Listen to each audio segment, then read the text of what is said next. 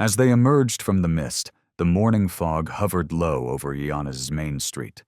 With their dark eyes alert and focused on the future, 6 enormous German shepherds moved with military precision, their muscular bodies tensing and relaxing in perfect rhythm. No restraints or leashes, just unbridled power in motion under human control. The throng strained to see who was in charge of these wonderful creatures. Then the spectators let out gasps. This was no skilled police officer or trainer leading this powerful pack. It was a child, a little girl, maybe 6 years old. Her frail body appeared impossible in comparison to the strong creatures, but they guarded her, obeying orders so faint they were almost imperceptible. The dogs would stop, turn, or move in perfect harmony with the slightest word or movement of her tiny hand. Eleanor Peterson narrowed her eyes and mumbled, "Something is not right about that," as she observed the scene. "Believe me when I say that there is a serious problem in that house, since no child could naturally govern those beasts. Nobody could have predicted that Eleanor's suspicions would set off a series of events that would reveal secrets more sinister and remarkable than anyone in Hyannis could have ever dreamed. Comment with your thoughts and the city you are watching from, and leave a like. Let us go on to the next part of the story." Lila Thompson was not always the quiet kid who used the smallest gestures to command German shepherds. Born to famed canine trainers Mark and Sarah Thompson, who served New England police forces. The happy chaos of a household where pets were family characterized Lila's early years. When Lila was just 3 years old, her parents realized she had a special talent when she was able to soothe their most irascible rescue dog with a simple pat. On a soggy October night in 2019, a pickup truck blew a red light, quickly ending the Thompsons' lives and leaving Lila emotionally and physically intact, but without any injuries. Selective mutism was one of the symptoms of the trauma. Lila just stopped talking to others and withdrew into a realm where her murmurs were only audible to the dogs. In order to explain her acute animal focus and inability to re-establish a human connection, doctors diagnosed her with moderate autism. Lila's new normal was living with her grandparents, Robert and Martha Thompson, in their ramshackle Hyannis Cape Cod home. The elderly couple, who were 74 and 72 years old, respectively, had to raise a 6-year-old who had experienced trauma while also caring for 6 German shepherds that were extremely well-trained. Max, Bella, Duke, Luna, Shadow, and Hope. Walking the active dogs, whose training would degrade without frequent exercise and discipline, was practically difficult due to Robert's heart ailment and Martha's arthritis. Due to their limited income, they are unable to pay for Lila's special therapy sessions, which do not seem to be helping much, and food for the pack. But understanding that the dogs offered solace that no person could, they refused to take away the child's final link to her parents. An extraordinary bond formed behind the Thompson residence's peeling blue door. In the attic, Lila found her parents' meticulous training logs, which were full of instructions, methods, and intimate observations about the personalities of each dog. However, using a flashlight, the child studied these books night after night, assiduously acquiring her parents' knowledge. The dogs responded to her language of delicate hand gestures, gentle touches, and soft whistles with remarkable accuracy. Lila made a silent decision when Martha's back pain became too bad to handle the daily walks. She just fastened the leashes of each dog to her belt one morning, walked them down the porch steps, and set out on the adventure that would soon divide and enthrall their little seaside village. The sight of Lila walking her dogs by herself through downtown Hyannis for the first time absolutely stopped traffic. Drivers craned their necks to see the unlikely parade as cars slowed to a crawl. Max, weighing close to 90 pounds, took point position as the 6 German shepherds moved in unison. With her red sneakers showing through the forest of dog legs, Lila, who was hardly noticeable within the mass of hair and muscle, walked with quiet purpose. At first, she preserved the park's side streets. However, her routes increased along with her confidence. She developed a morning routine by the third week that brought her down Main Street as stores were opening, attracting throngs of admirers who started keeping tabs on her appearances. "Would you look at that?" asked hardware store owner Frank Delaney, who was talking to no one in particular, pausing as he unlocked his business. He was not the only one who thought, "Those dogs mind that small kid better than my adolescents mind me." Videos taken on smartphones and shared by locals showed Lila leading her group through progressively difficult maneuvers. Without tangles or skipping a beat, a small motion from her tiny palm would send 3 dogs to the left, 3 to the right, and then back together at the corner. At crosswalks, the dogs gathered in a protective semicircle around her as she stopped, showing undivided attention until she allowed them to continue. At first, the good responses were greater than the worries. Lila rarely responded to tourists' pleas to take photos with Hayana's dog Whisperer, preferring to concentrate on her pets. To assure public safety, local business owners placed water bowls outside their establishments, and Officer James Connolly originally followed from a distance. Eventually, it turned into Lila's unofficial escort, and she was amazed at the control she displayed. He informed his station co-workers, "I have never seen K-9 units this disciplined in my 20 years on the police. We ought to be taking notes on anything the child is doing." The proprietors of Cape Cod Coffee started making Lila hot chocolate, although her grandma would typically pick it up later, explaining with a pitying smile that Lila does not steal from strangers. The neighborhood bakery also started preserving sweets in the shape of bones for Lila's pack. From behind the Venetian blinds of her Victorian home on Elm Street, Eleanor Peterson watched this rising star with increasing anxiety. As a self-appointed defender of community norms and former elementary school principal, Mrs. Peterson saw herself as uniquely positioned to spot situations that simply were not right. She started keeping track of Lila's walks and observed that the child seemed completely unattended for around 45 minutes every morning. She asked her husband, who had long since discovered that such inquiries needed no response, "Where are her grandparents?" In an instant, the hounds might turn against her or someone else. Simply put, it is negligence. There was a small but outspoken group of people in Hayana who were sympathetic to Mrs. Peterson's worries. Margaret Wilson started crossing the street whenever she saw Lila's shepherds coming, since her poodle had once been scared by one of them, even though there had been no physical contact. There were allegations of educational negligence after the PTA president questioned Lila's school enrollment. Rumors of Lila being weird and disturbed started to spread after she did not show up for the town's annual Easter egg hunt. Taking advantage of these whispers, Mrs. Peterson set up what she termed coffee hours for concerned citizens on her wraparound porch. Naturally, the topic of conversation shifted to the dog girl and her elderly grandparents, who were obviously unable to handle it. The Maytown Council meeting exposed the division within the community. Everyone knew that Lila Thompson was the true topic of the agenda, which was supposedly concerning leash rules in the downtown business sector. Latecomers had to stand along the walls and in the hallway beyond the ancient town hall's overflowing meeting room. As speakers walked up to the microphone, Mayor Williams, aware of the tension, tried to keep things in order. Michael Gallagher, who rolled up his sleeves to show tattooed forearms, said, "I have been operating my business on Main Street for 15 years. Those dogs attract clients. In the hopes of catching a glimpse, people come to eat on my patio. They behave better than the majority of others in this room." One side of the room erupted in applause. Diane Fuller responded with shuddering outrage, gripping her high-end handbag. "Following his dog bite last year, my grandson is now afraid of dogs. On his journey to the library, Should he have to come across 66 enormous ex-animals? How about his rights? The other side erupted in equal cheers.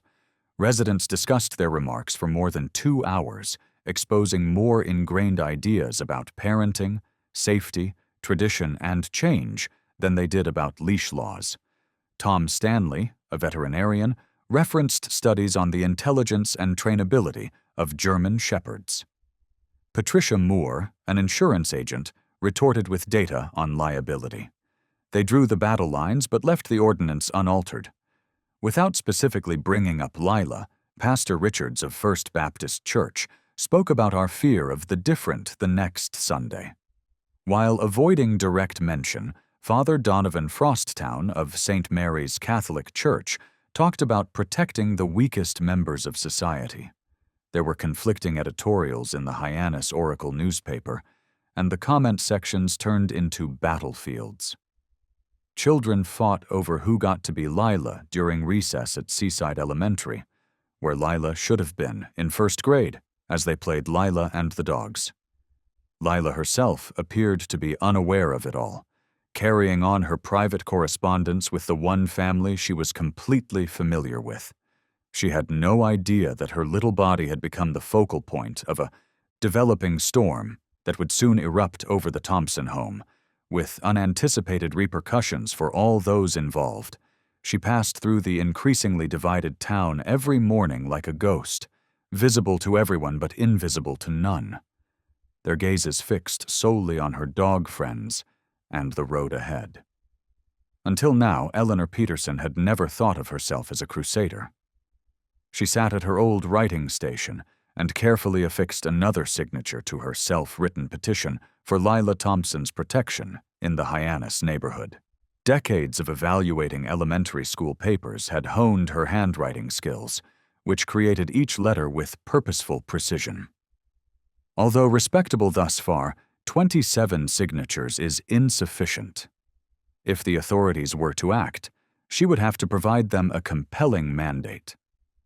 Her husband was trying to enjoy his morning crossword when she yelled to him, "Charles, after lunch I need you to take me to the senior center. Betty Jackson said she would take me to her bridge club." Charles Peterson sighed and put down his newspaper. He understood the futile struggle against his wife's will after 46 years of marriage. "Don't you think you might be going too far, Eleanor? There are not any real issues because of that Thompson youngster." Eleanor's back tensed. "Charles, not yet. Not quite yet. Should we wait for a kid to get mollified by one of those beasts until harm comes to that poor, disturbed girl? Those old grandparents are obviously overburdened. Simply put, it is negligence, and I will definitely protect that child if no one else does." Eleanor's campaign had gained traction by the end of the week. Her pleas made their way through the country club, beauty parlors, and church organizations.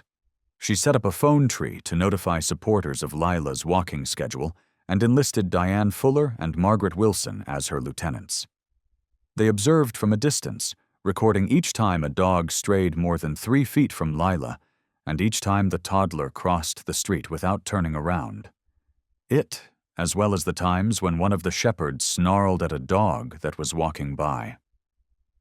Standing during the open remark session at the Rotary Club luncheon was Eleanor's brilliant move. She started speaking to her friends and neighbors in the commanding tone she had mastered in school assemblies. "We need to take urgent action regarding a situation in our town.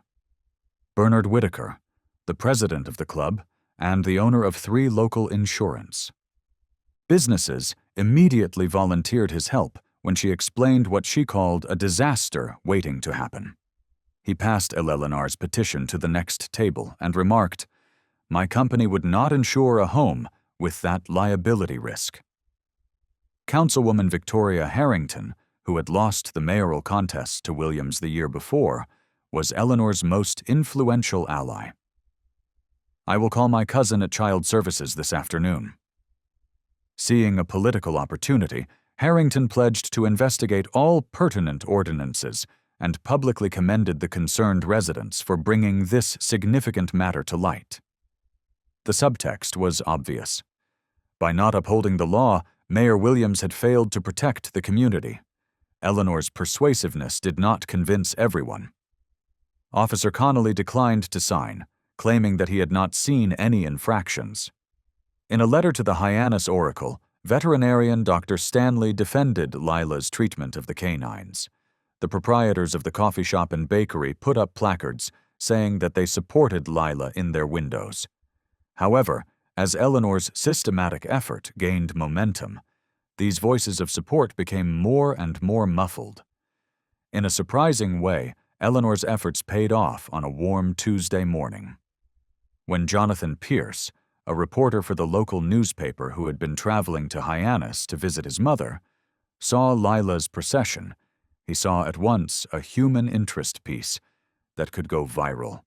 That evening, his story, The Dog Whisperer Child, Miracle or Menace, went live online, featuring remarks from Eleanor Peterson, a worried community leader, and covertly taken photos of Lila. The tale took off like wildfire. By Wednesday, the story was dominating national morning shows. Is this unique child endangered or gifted? Speak to a chipper host. Next up is the 6-year-old who led 6 German Shepherds through a town in Massachusetts. Social media helped spread the word. Across the country, the hashtag #DogWhispererChild became popular. Millions of people watched a video montage of Lila walking her pets. On both sides, online petitions arose. One is calling for action to save Lila, while the other is supporting her right to continue having a relationship with the animals. Animal behaviorists who had never met Lila or her pets gave conflicting advice. Based just on images, child psychologists conjectured about attachment issues and trauma responses. The Thompson family found this unexpected fame to be too much to handle. At the end of their driveway, reporters set up camp. At all hours, strangers knocked on their door. The stress caused Robert Thompson's heart to palpitate, necessitating a brief hospital stay. After getting calls from all across the nation, both encouraging and threatening, Martha changed their phone number. Lila withdrew even further into her own world at this time, refusing to leave the house save to walk the increasingly restless dogs before dawn. Local authorities had to react as a result of the national focus. Caught between opposing factions, Mayor Williams convened an urgent conference with the town attorney, the police chief, and officials from the departments of animal control and children and families. Media from Boston and Providence attended the ensuing press conference, which was held on the steps of Town Hall. All of our residents' safety and well-being are very important to the town of Hyannis. The mayor declared that despite the chilly breeze, he was perspiring. We have opened an official investigation into the circumstances surrounding Lila Thompson, and we will adhere to established procedures to decide on the best course of action. No one was pleased by the purposefully ambiguous statement. Prominently behind the press contingent, Eleanor Peterson declared loudly that it was too little, too late. When the animal control officer brought up a safety evaluation of the dogs, Lila's supporters jeered. Cable news commentators discussed the ramifications for child welfare policy, parental rights, and even safeguards under the Americans with Disabilities Act, while online commentators analyzed every word for hidden meaning. A black vehicle with government license plates pulled into the Thompsons' driveway as the sun was setting that night. From behind lace curtains, Martha held her husband's hand when DCF caseworker Melissa Rodriguez and Animal Control Officer Brett Jameson came to their home. Lila stepped closer to Max and buried her little fingers in his thick fur after noticing her grandparents' anguish. Mr. and Mrs. following introductions. Thompson, caseworker Rodriguez, spoke in a neutral, professional tone. We are here to perform a preliminary evaluation in response to concerns expressed regarding the care of your granddaughter and the handling of your canines. Robert Thompson welcomed them to sit in the small living room, his voice trembling a little. As the 6 German shepherds positioned themselves in protective positions around the quiet girl, he explained that Lila is a special child. These canines became her means of maintaining a relationship with her parents after their deaths. Officer Jameson looked tiredly at the animals. It is important to adhere to safety procedures regardless of emotional attachment. Max, the biggest shepherd, stared at him resolutely as he trailed off. 6 canines this size and strength. "We acknowledge your worries," Martha interrupted, her puffy hands folded in her lap due to arthritis. However, Lila was saved by these dogs. She refused to talk or eat after the accident. When we could not get to her, the dogs did. Lila retreated into her own world as the grown-ups conversed around her, using delicate finger gestures to direct each dog to its proper spot in the room. With increasing interest, the officials observed this silent choreography. Rodriguez, the caseworker, turned to speak directly to Lila, using the straightforward language she used when working with children who had experienced trauma. "Are you content with your grandparents and the dogs here, Lila?" Lila's eyes, eerily reminiscent of her mother's, briefly locked with the caseworkers before averting their gaze. There was no vocal answer. "We've arranged a formal hearing for next Tuesday," Rodriguez eventually declared, rising from her seat. "A court will assess the matter and determine whether temporary remedies are warranted while we complete our inquiry." She gave a sheaf of documents to Martha. "This describes your rights and the next steps." They failed to spot Eleanor Peterson's automobile, parked discreetly down the block as the officials left, nor did they witness her satisfaction as she watched them go. "That unfortunate youngster will get the help she needs," she said in a whisper. Martha collapsed into her chair inside the Thompson house, tears running down her grizzled cheeks. "Robert, they will take her away. Or the canines. In either case, it will ruin her." Robert knelt down next to Lila, who was sitting on the floor with her dog guardians. Gently. "Lila, dear," he said. Lila's eyes briefly glowed with comprehension, possibly even resolve, as she said, "We are going to need your support. We need to show these folks how special you and the dogs are together." Then she resumed her head stroking, her silence more meaningful than any words she could have said. With forces assembling on both sides that would soon clash in ways no one could foresee, the fight for Lila's destiny had officially begun. 7 days prior to the planned hearing, on a clear Monday morning, the investigation into Lila Thompson's case got underway. Melissa Rodriguez, a caseworker, and Dr. Alan Foster, a child psychologist who specializes in autism spectrum disorders and trauma, arrived at the Thompson home.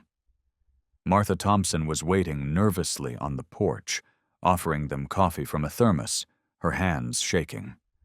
Martha led them into the living room, where Lila sat cross-legged on a faded carpet with her 6 German shepherds by her side. "Robert's not feeling well this morning," Martha explained. "His heart. You are aware of the stress." As the visitors entered, the dog moved slightly, keeping Lila in their protective formation. Max, the apparent leader, stood between Lila and the strangers, watchful but not hostile, according to Dr. Foster. With Martha's grudging consent, Rodriguez set up a small camera and stated, "We would like to record Lila's routine with the dogs, especially the morning walk that has created so much attention." The experts observed Lila for the next 3 hours as she went about her day, interacting with the dogs using a complex system of hand signals, soft vocalizations, and body language. Dr. Foster jotted down notes all the time, especially about Lila's habit of keeping eye contact with the dogs while avoiding it with people. With hushed promises that the onlookers would keep their distance, Martha assisted Lila into her jacket when it was time for the walk. Martha clarified, "If they are too close, she will not go." The dogs become defensive when they sense her nervousness. The crowd had grown considerably more than normal for the march along Main Street. News of the next hearing has spread. Rodriguez saw as the dogs formed a living barrier around Lila, tightening their shape when strangers came near. Lila performed the walk perfectly in spite of the crowd and onlookers, and the dogs obeyed her directions with amazing accuracy. "It is remarkable, Doctor," to Rodriguez, Foster whispered. "Breaking this relationship could result in serious psychological harm because of the degree of communication and mutual trust. Our concern must be her safety and development. Is this relationship healthy, or a coping mechanism preventing proper healing and socialization?" Rodriguez, who had been trained to maintain objectivity, reminded him. They followed from a distance until Eleanor Peterson appeared out of the crowd and walked purposefully toward Rodriguez. "Do not you see it? Now, a child that age cannot possibly control those animals in an emergency. It is an accident waiting to happen," she said, loud enough for passers-by to hear. Rodriguez remained professional, saying, "We are conducting a thorough assessment, Mrs. Peterson. We appreciate your concern, but I cannot discuss our findings at this time." Other professionals joined the team to continue the daily observations throughout the week, including a veterinary behaviorist to examine the dogs, an occupational therapist to analyze Lila's developmental growth, and an aged care social worker to address the grandparents' ability. With clipboards, cameras, and specialized assessment tools in hand, the Thompson home became a revolving door for professionals, and Lila continued to withdraw into silence, speaking only to her dogs and occasionally nodding briefly to her deteriorating grandparents. On the third day of observation, an unexpected incident exposed a new aspect of Lila's relationship with her dogs. Stressed out and suffering from a heart condition, Robert Thompson passed out in the kitchen while making lunch. Max, who had been lying next to Lila in the living room, stood up abruptly, ears forward, and hurried to the kitchen, followed right away by Lila. By the time he does that, Martha explained later after the paramedics had checked Robert and advised rest. Lila had already placed her grandfather in the recovery position when Foster arrived at the doorway, with Max standing watch and the other 5 dogs forming a perimeter. Max always knows when Robert is about to have an episode. Dr. Foster and Rodriguez exchanged glances. Some dogs have the ability to sense changes in body chemistry preceding seizures or cardiac events. It is well documented but rare. Max alerted Lila. "No," Martha said, rearranging the blanket around her husband's shoulders. "Sometimes before Robert feels it himself." Max alerted, and Lila understood. Those two speak their own language. Ever since her parents passed away, it seems as though she has been overcome by emotion. The fact that Max was able to identify Robert's cardiac events added a new level of complexity to the case. Rodriguez conferred with her supervisor, who approved the introduction of Samantha Miller, a service animal assessment specialist. "This is not just a pet," Miller noted in her subsequent report. "Max is working as an untrained but effective medical alert dog." Miller spent a whole day studying Max's behavior. Around Robert, proving the dog did in fact demonstrate alerting behaviors prior to Robert's more moderate episodes. The Cape Cod Service Dog Association offered to offer formal training to formally certify Max, and local medical organizations expressed interest in researching his abilities. As word of this development gained traction through Hyannis's informal gossip network, public opinion started to change. Even some of Eleanor Peterson's supporters started to wonder if it was really in anyone's best interests to separate Lila from the dogs. But Eleanor was unconvinced. If anything, they should keep the one useful dog and remove the others. One dog displaying useful behavior does not justify a child being surrounded by 6 dangerous animals, Eleanor insisted to anyone who would listen.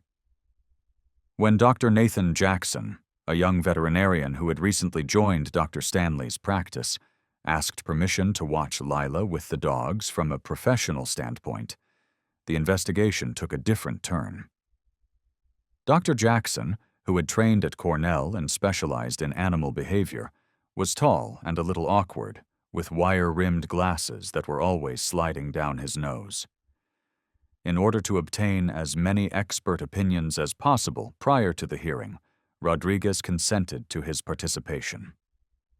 Dr. Jackson took a different approach to his observation than the other professionals, who were cautiously detached and objective. He watched in silence for an hour before asking Martha's permission to sit on the floor close to Lila. But not too close. On his third visit, something extraordinary occurred. Dr. Jackson, still sitting on the floor a few feet away from Lila, used one of her hand signals, a slight rotation of the wrist, followed by a finger tap. Previously, he had just sat quietly, taking notes occasionally, but mostly just watching. Over time, he started to mimic Lila's hand signals when she was not looking, studying the subtle variations in her movements.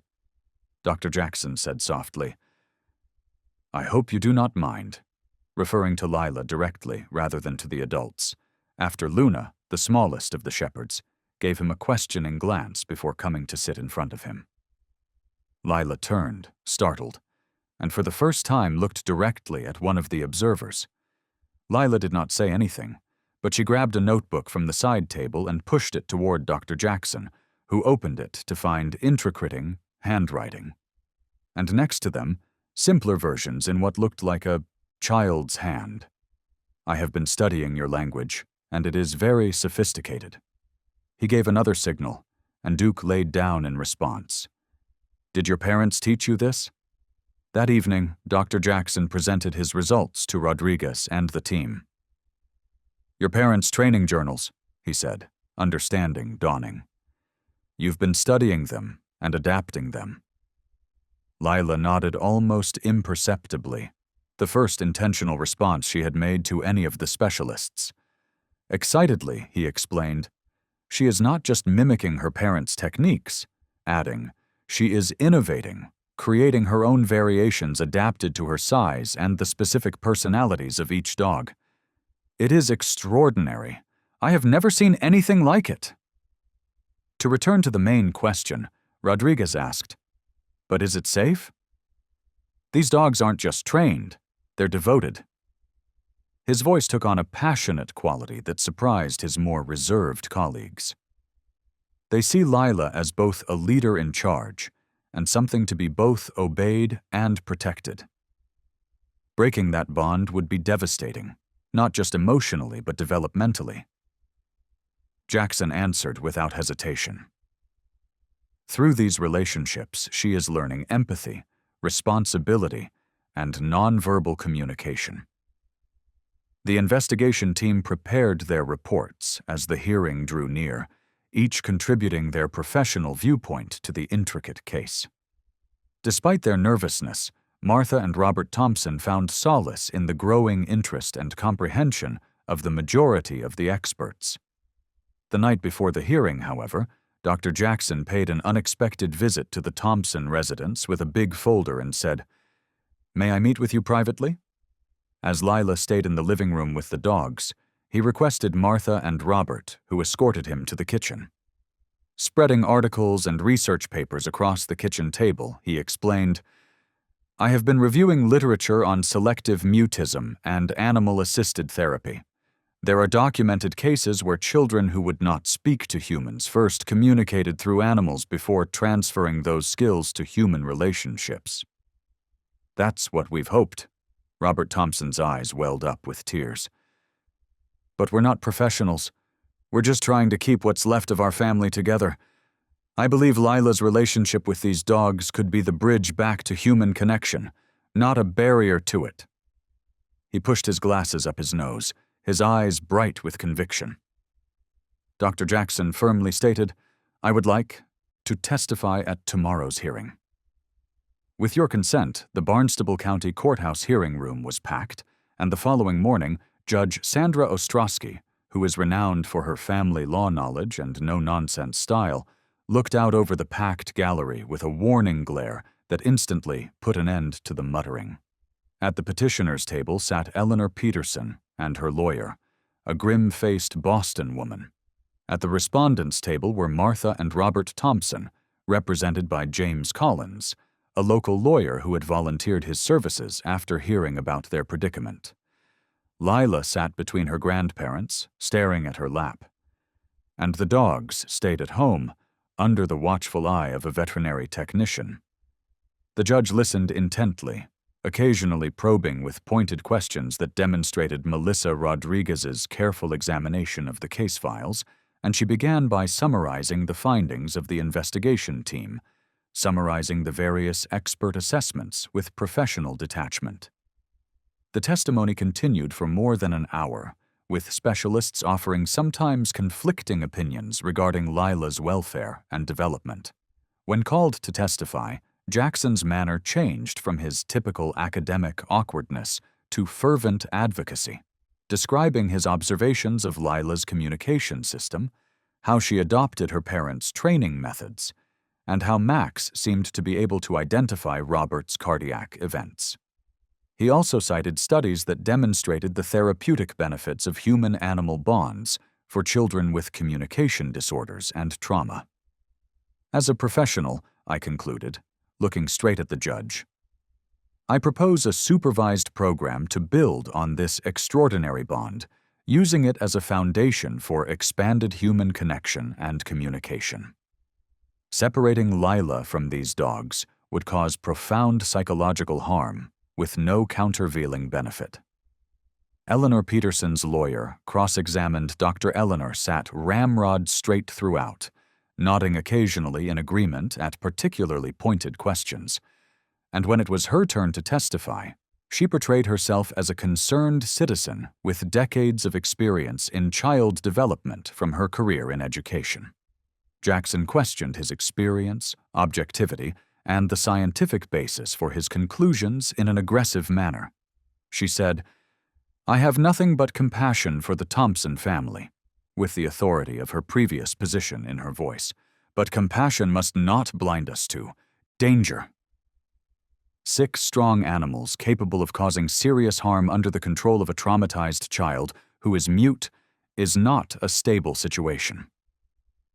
Judge Ostrowski called a brief recess as the hearing continued into its 4th hour, and reporters gathered around the participants as supporters from both sides exchanged tense glances. She methodically laid out her concerns, presenting printed photographs of German Shepherd attacks gathered from internet searches. Prevention is our responsibility. Must we wait for tragedy before acting? As the judge reopened the case, the lawyers made their closing arguments, with the Thompsons' lawyer focusing on family preservation and the special therapeutic relationship, while Peterson's counsel emphasized safety concerns and the developmental implications of Lila's isolation with the dogs. Robert Thompson sat heavily on a bench, and Martha rubbed his arm soothingly while keeping a watchful eye on his color. Judge Ostrowski said, "I would like to hear from Lila Thompson if she wishes to speak," before I made my decision. Everyone in the courtroom knew that the child had not spoken in public since the death of her parents, so there was a murmur. Martha leaned down to whisper to Lila, who shook her head slightly, her eyes still sad. The judge nodded sympathetically. Very well. A disturbance at the rear of the courtroom interrupted her, and Max, who had somehow managed to get out of the Thompson house, bounded down the center aisle. The veterinary technician, who was trying to catch up with him, apologized breathlessly. Gasps and shouts filled the courtroom as the huge German Shepherd headed straight for Lila, ignoring the bailiff who stepped in to stop him. This was a moment no one could have predicted, and it set the stage for revelations that would change not only Lila's circumstances, but also the community's perception of her extraordinary relationship with her dogs. Max's direct approach to Lila caused the courtroom to freeze in collective shock. Judge Ostrowski, who is well known in Barnstable County for her rigorous adherence to protocol, momentarily lost her words, and the bailiff hesitated, his hand instinctively reaching for his holster in reaction to the presence of the large animal. "Doctor, he is not aggressive," he said firmly, and Jackson stood up quickly, holding up a reassuring hand toward the officer. Please do not make any sudden movements." Max arrived at Lila, who calmly placed her small hand on his head. The dog's perceptive eyes looked around the room before focusing on Robert Thompson, whose face had become frighteningly pale during the proceedings. Dr. Jackson stepped forward. "Mr. Thompson, are you feeling ill? Max might be alerting."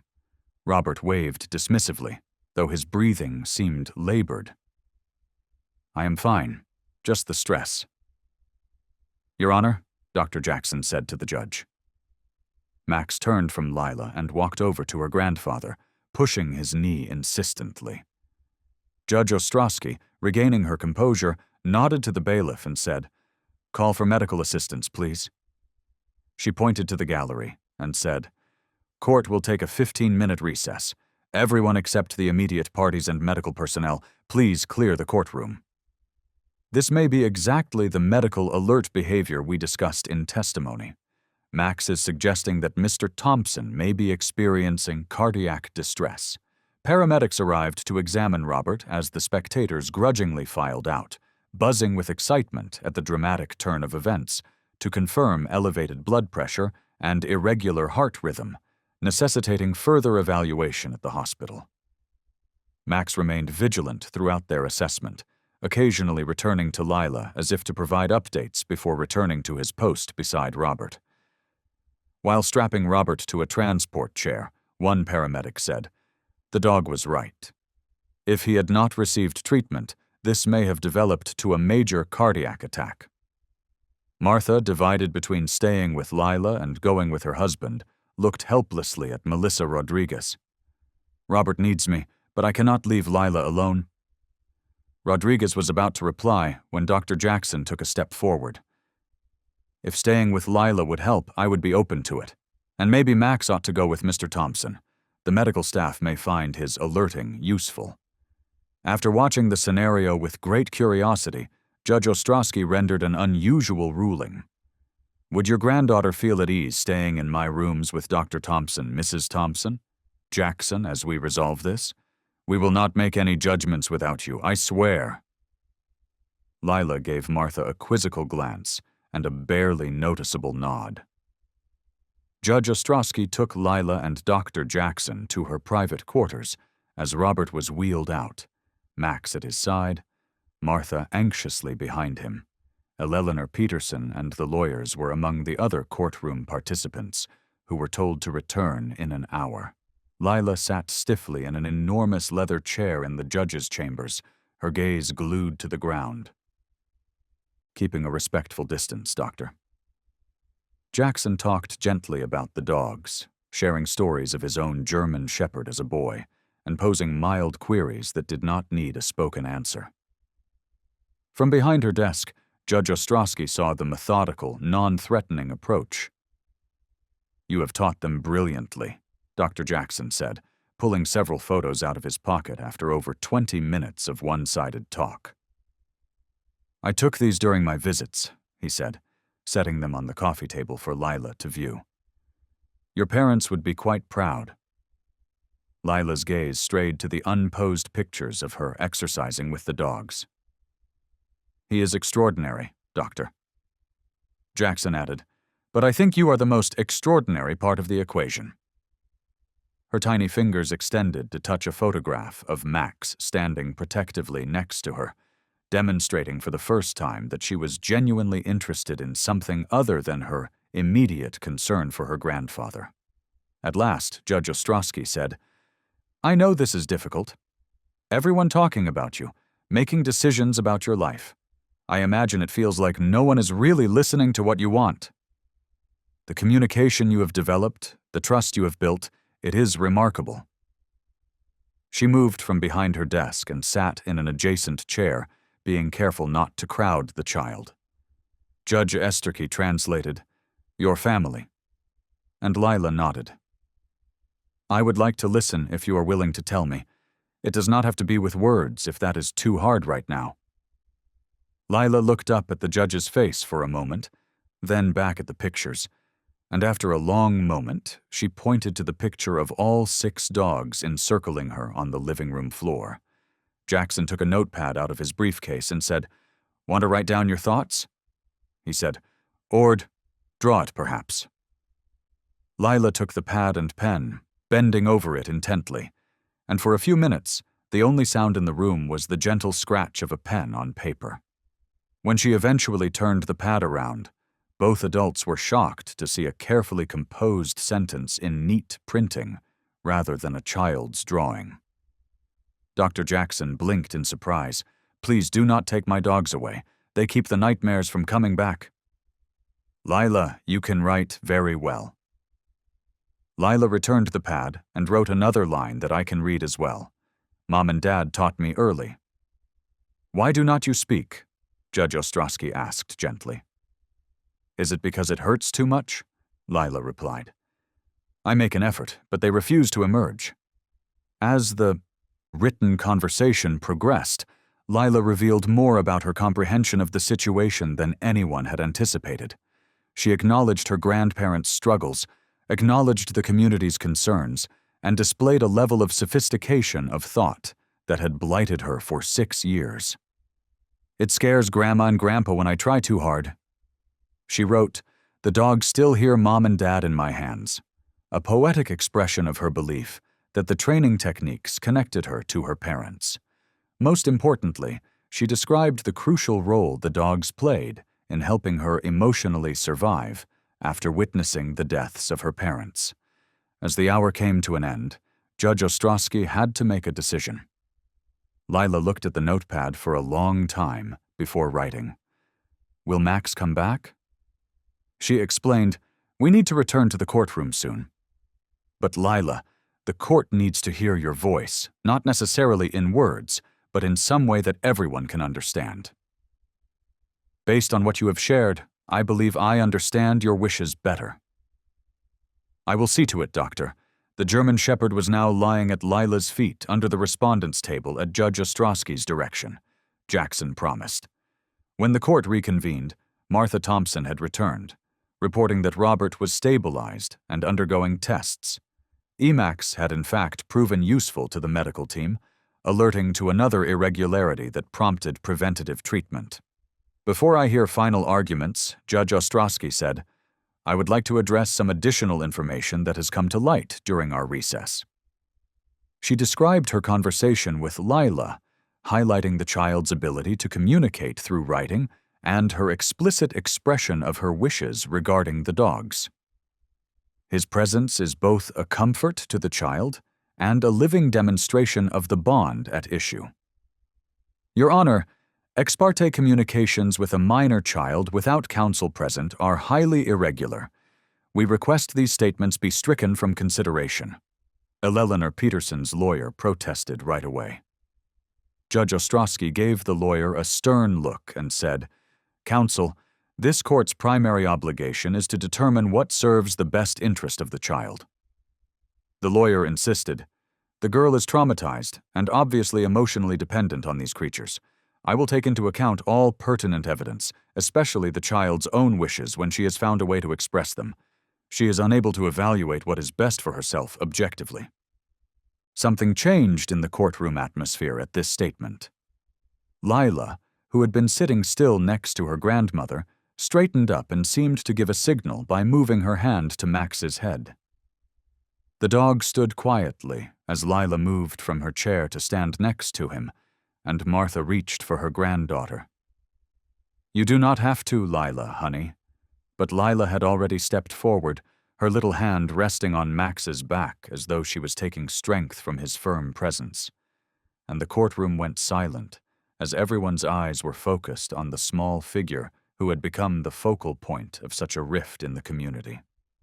Lila looked up, her eyes wandering erratically among the unfamiliar adults before settling on Judge Ostrowski's face.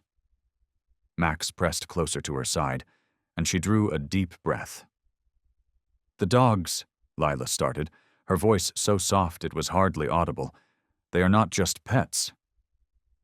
The sound seemed to startle even Lila herself, and she swallowed hard, clearly struggling.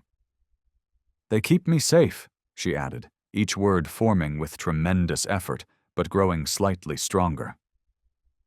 There was a collective gasp in the courtroom as Max pulled me out of the back seat before the fire.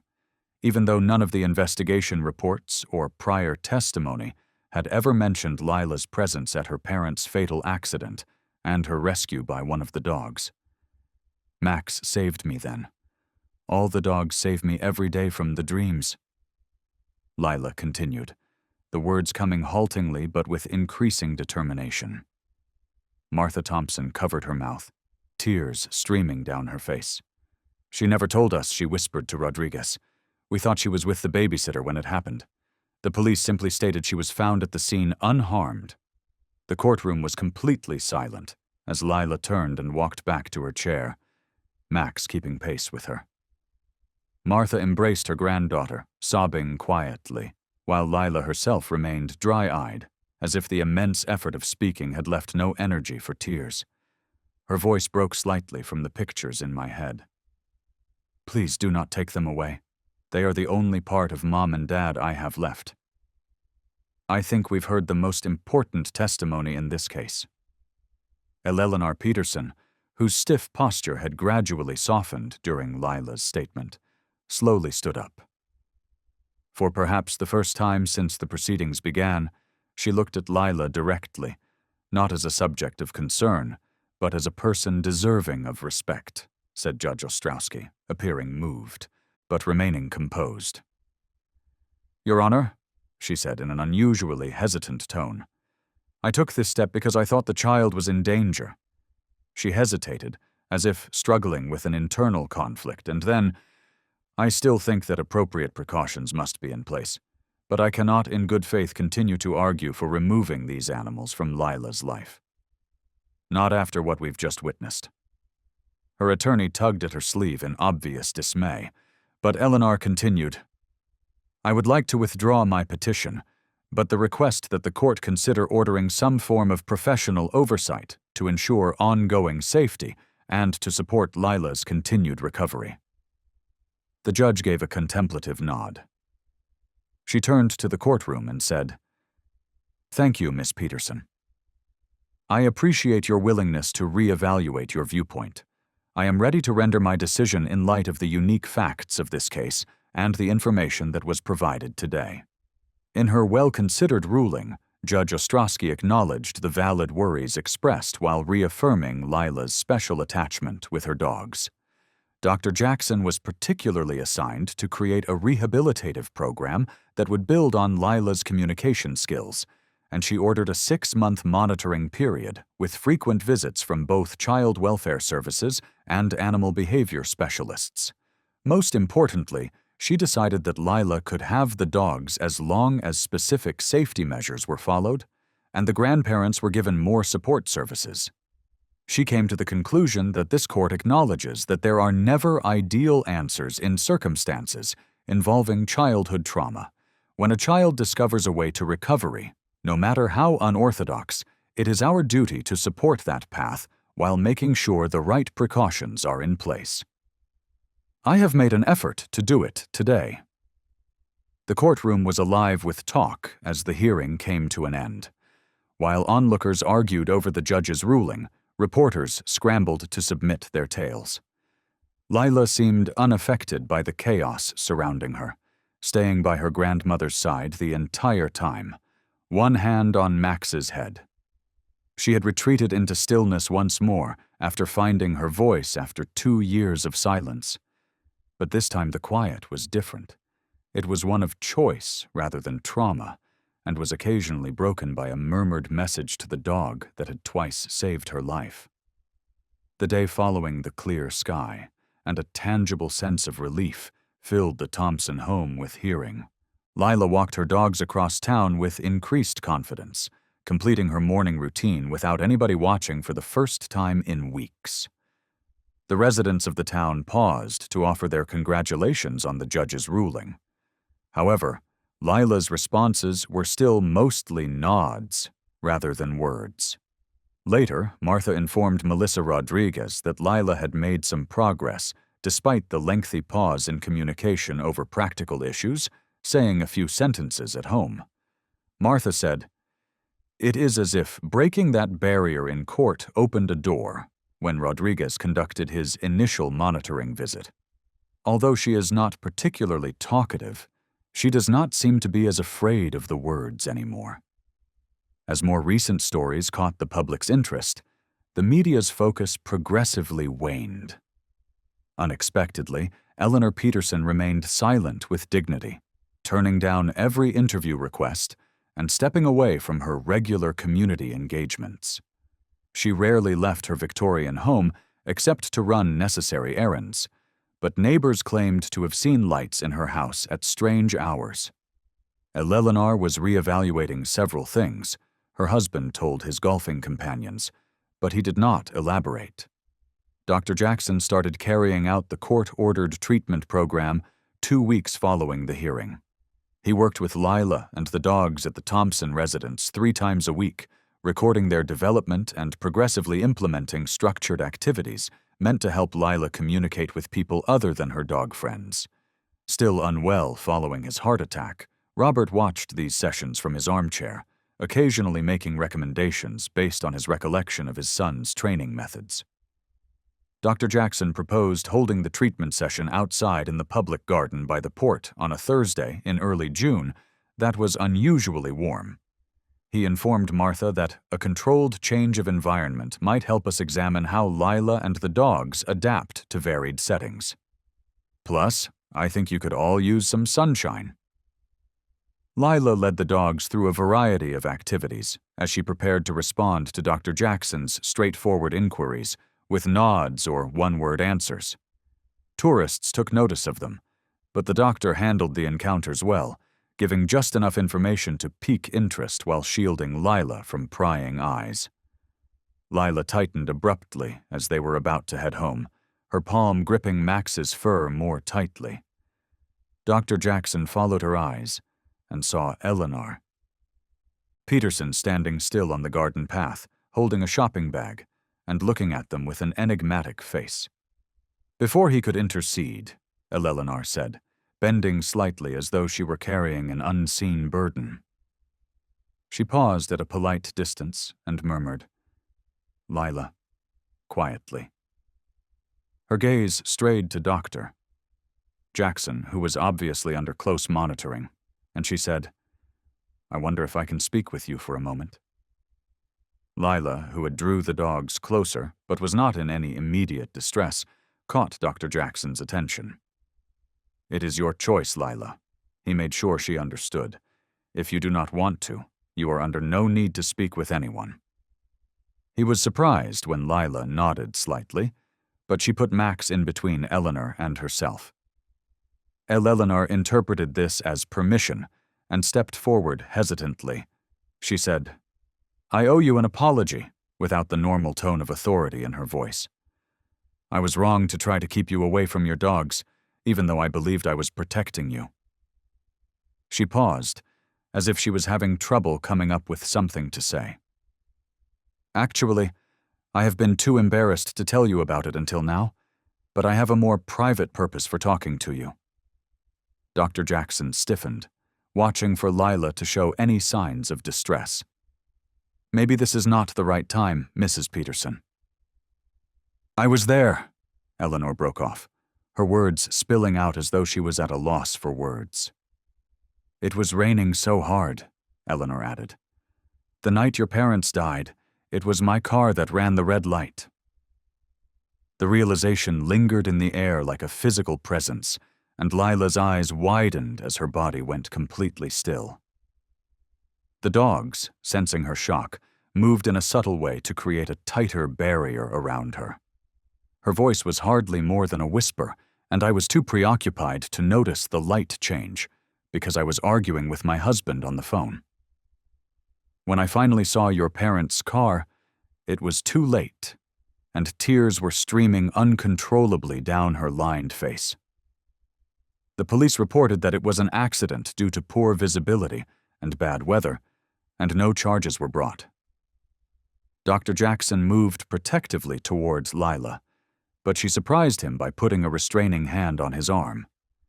Her face had turned pale, but her eyes were still focused on Eleanor with a seemingly unadulterated intensity. When I saw you with those dogs, Eleanor added, walking past my house every morning. It resembled a haunting. My previously suppressed remorse returned with a vengeance. In order to make myself feel better about the horrible thing I had done, I persuaded myself that you were not secure, that the dogs were dangerous, and that there was any other reason why I should interfere. Her voice broke, but I understood I was not protecting you when I saw you in court and heard you speak for the first time. My goal was to shield myself from my own shame. Lila remained silent for so long that Dr. Jackson started to have concerns about her mental health. Just as he was ready to propose going home, she spoke in a tiny but distinct voice. You wounded my parents. Eleanor nodded, her eyes welling up with tears. Yes, and I will never be able to repair that damage. If you despise me, I get it, Lila intervened, revealing to both adults that the dogs had detected your scent. They often became anxious when we passed your house because of this. They recalled the mishap. The fact that the canines had identified Eleanor's scent from the crash scene, a previously undiscovered detail, landed with devastating force. Before their eyes, Eleanor appeared to physically contract, her shoulders hunching inward as though to shield her heart from this last affirmation of her duty. Lila, I am very sorry. For so long I have wanted to tell you, but cowards have kept me quiet. I am not asking for forgiveness. Eleanor started to add something else, but a startling noise interrupted her. A gaggle of pigeons were startled into flight when a bike rushed around the corner of the garden walk. Lila jumped in horror as the sudden movement and sound came from just behind her. Max saw this as a threat and reacted right away to get in the way, putting himself between Lila and the alleged menace. Eleanor moved forward out of instinct in that moment of bewilderment, maybe to grab Lila or to stabilize herself. Max, who was already on high alert, responded defensively when he saw the person his animal senses linked to harm to his family. With a warning bark, he surged forward, obviously defending his position rather than attacking. The dog's abrupt action frightened Eleanor, who stumbled and fell back onto the paved path. As soon as possible, Dr. Jackson stepped in and gave Max a command that Lila had taught him during their sessions. The damage was done, but the dog quickly retreated and went back to Lila's side. Clinging to her arm and panting, Eleanor lay on the ground. Mrs. Peterson, are you hurt? Dr. Jackson swiftly knelt next to her to check for trauma. My arm! Exclaimed Eleanor. Looking across Dr. Jackson to Lila, who had the dogs under excellent control despite the disruption, she said, I think I may have broken it in the fall. The doggy didn't actually bite me. He was keeping her safe. I simply stumbled. Even after Eleanor clarified, the episode garnered media attention right away. A park visitor reported a dog attack to 911. Police and paramedics showed up in a matter of minutes, causing the very scene that Judge Ostrowski's cautious decision had aimed to avoid. Officer Connolly approached Lila reluctantly as Eleanor was led away on a stretcher, still claiming Max had not harmed her. It is standard procedure when there is an injury involved, even if it was not a direct bite. I am sorry, Lila, he said gently, but I will need to take Max to animal control until this incident can be properly investigated. Lila's face crumpled in distress, her newly discovered voice abandoning her completely as she clung to Max's fur. Doctor, I do not have a choice here, Doc. There are protocols we have to follow. We will make sure he is well cared for, and you can come visit him at the facility until this gets sorted out. Jackson attempted to step in, citing Eleanor's own statement as evidence that the dog had not attacked, but the officer sadly shook his head. Lila found her voice as Officer Connolly carefully fastened a lead to Max's collar. No, she screamed, the one word containing all the pain of a kid experiencing yet another terrible loss. Please, he was just defending me, she said. I am sorry, Lila. The officer hesitated, clearly caught between protocol and compassion. "Do not take him. It is only temporary. I swear, we will sort this out." Eleanor made a feeble attempt to step in from her stretcher, telling the paramedics that it was not the dog's fault. "Please note that in your report, I fell. The dog was protecting the child, as he should have, but protocol won out.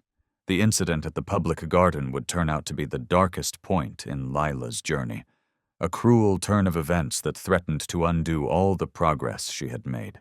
Max was led reluctantly toward the animal control vehicle, and Lila collapsed into Dr. Jackson's arms, sobbing with an abandon that broke the hearts of everyone present. The 5 shepherds that remained gathered around Lila, whining in distress at the removal of their packmates and their young handler's obvious anguish. The next morning, however, Lila Thompson was sitting quietly on the front porch of her grandparents' house with her 5 surviving German shepherds, surrounded by the seeds of an unexpected reversal that would change not only Lila's life, but the entire community's perception of loyalty, forgiveness, and healing. She had not spoken since Max's removal, returning to the quiet that had marked the months following the deaths of her parents. Martha repeatedly tried to console her granddaughter, bringing untouched favorite foods and reassuring her, but her efforts were fruitless. Robert, defying his doctor's orders, called every official he could find to request intervention in what he called a serious miscarriage of justice. "He is being well treated, Doctor," Jackson assured Lila, crouching to meet her sad eyes, "and Officer Connolly is speeding up the review process." Jackson arrived early, having spent the previous evening at the animal control facility making sure Max received the proper care. The dog had remained calm but alert, displaying none of the aggression that might justify extended quarantine. Melissa Rodriguez, the promised expedited review, arrived just before noon in the Thompson driveway, carrying a tablet and wearing the solemn expression of a professional delivering bad news. "We have a situation," she explained after Martha invited her inside. "Mrs. the hospital has released Peterson, who suffered a fractured wrist. The incident has prompted an obligatory safety assessment under Judge Ostrowski's order, even though she still maintains that the dog did not assault her directly." Robert struck the kitchen table with his palm. "From the accident that killed our kid to the most recent event, that woman was the cause of it all. She is solely responsible for it." Lila turned to Dr. Jackson. "You were there during the incident. I need your detailed account for my report." Mr. Thompson Rodriguez warned, "Emotional responses will not help Lila now.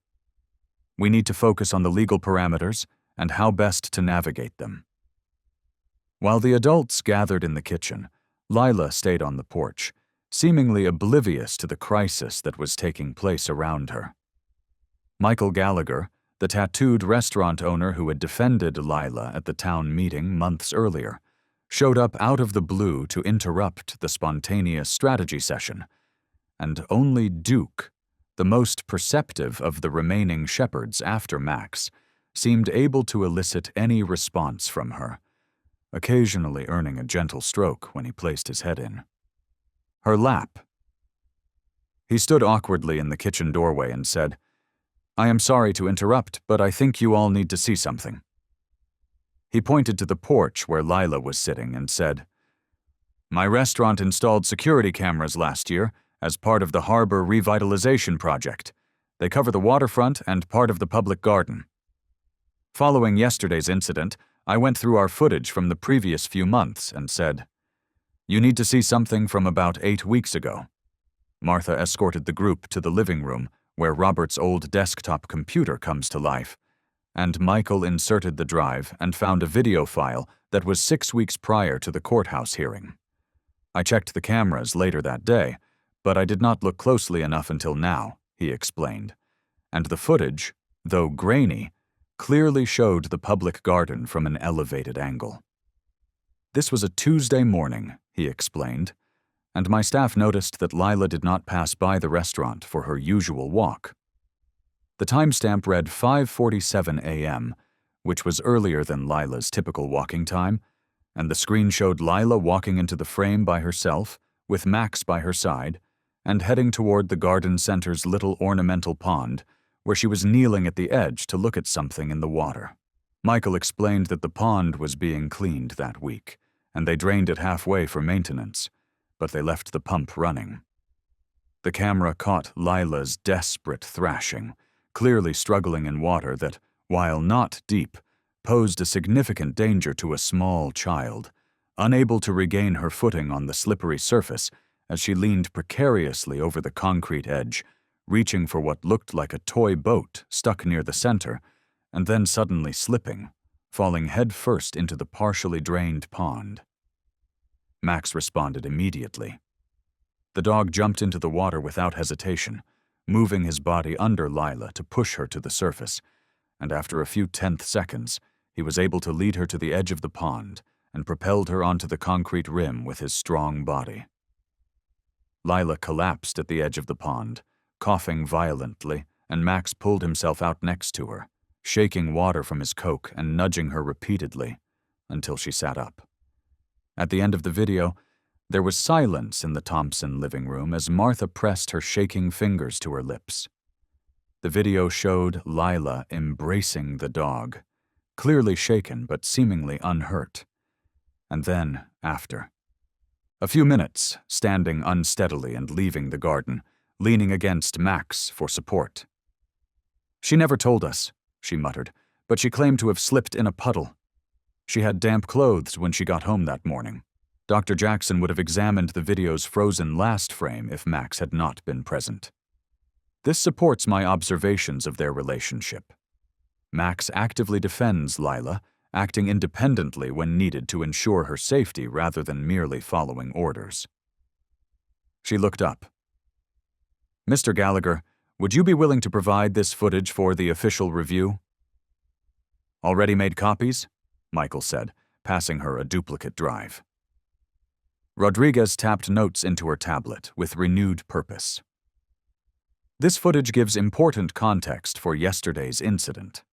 Max's response to Mrs. Peterson can be clearly described as protective rather than aggressive, consistent with a documented pattern of behavior.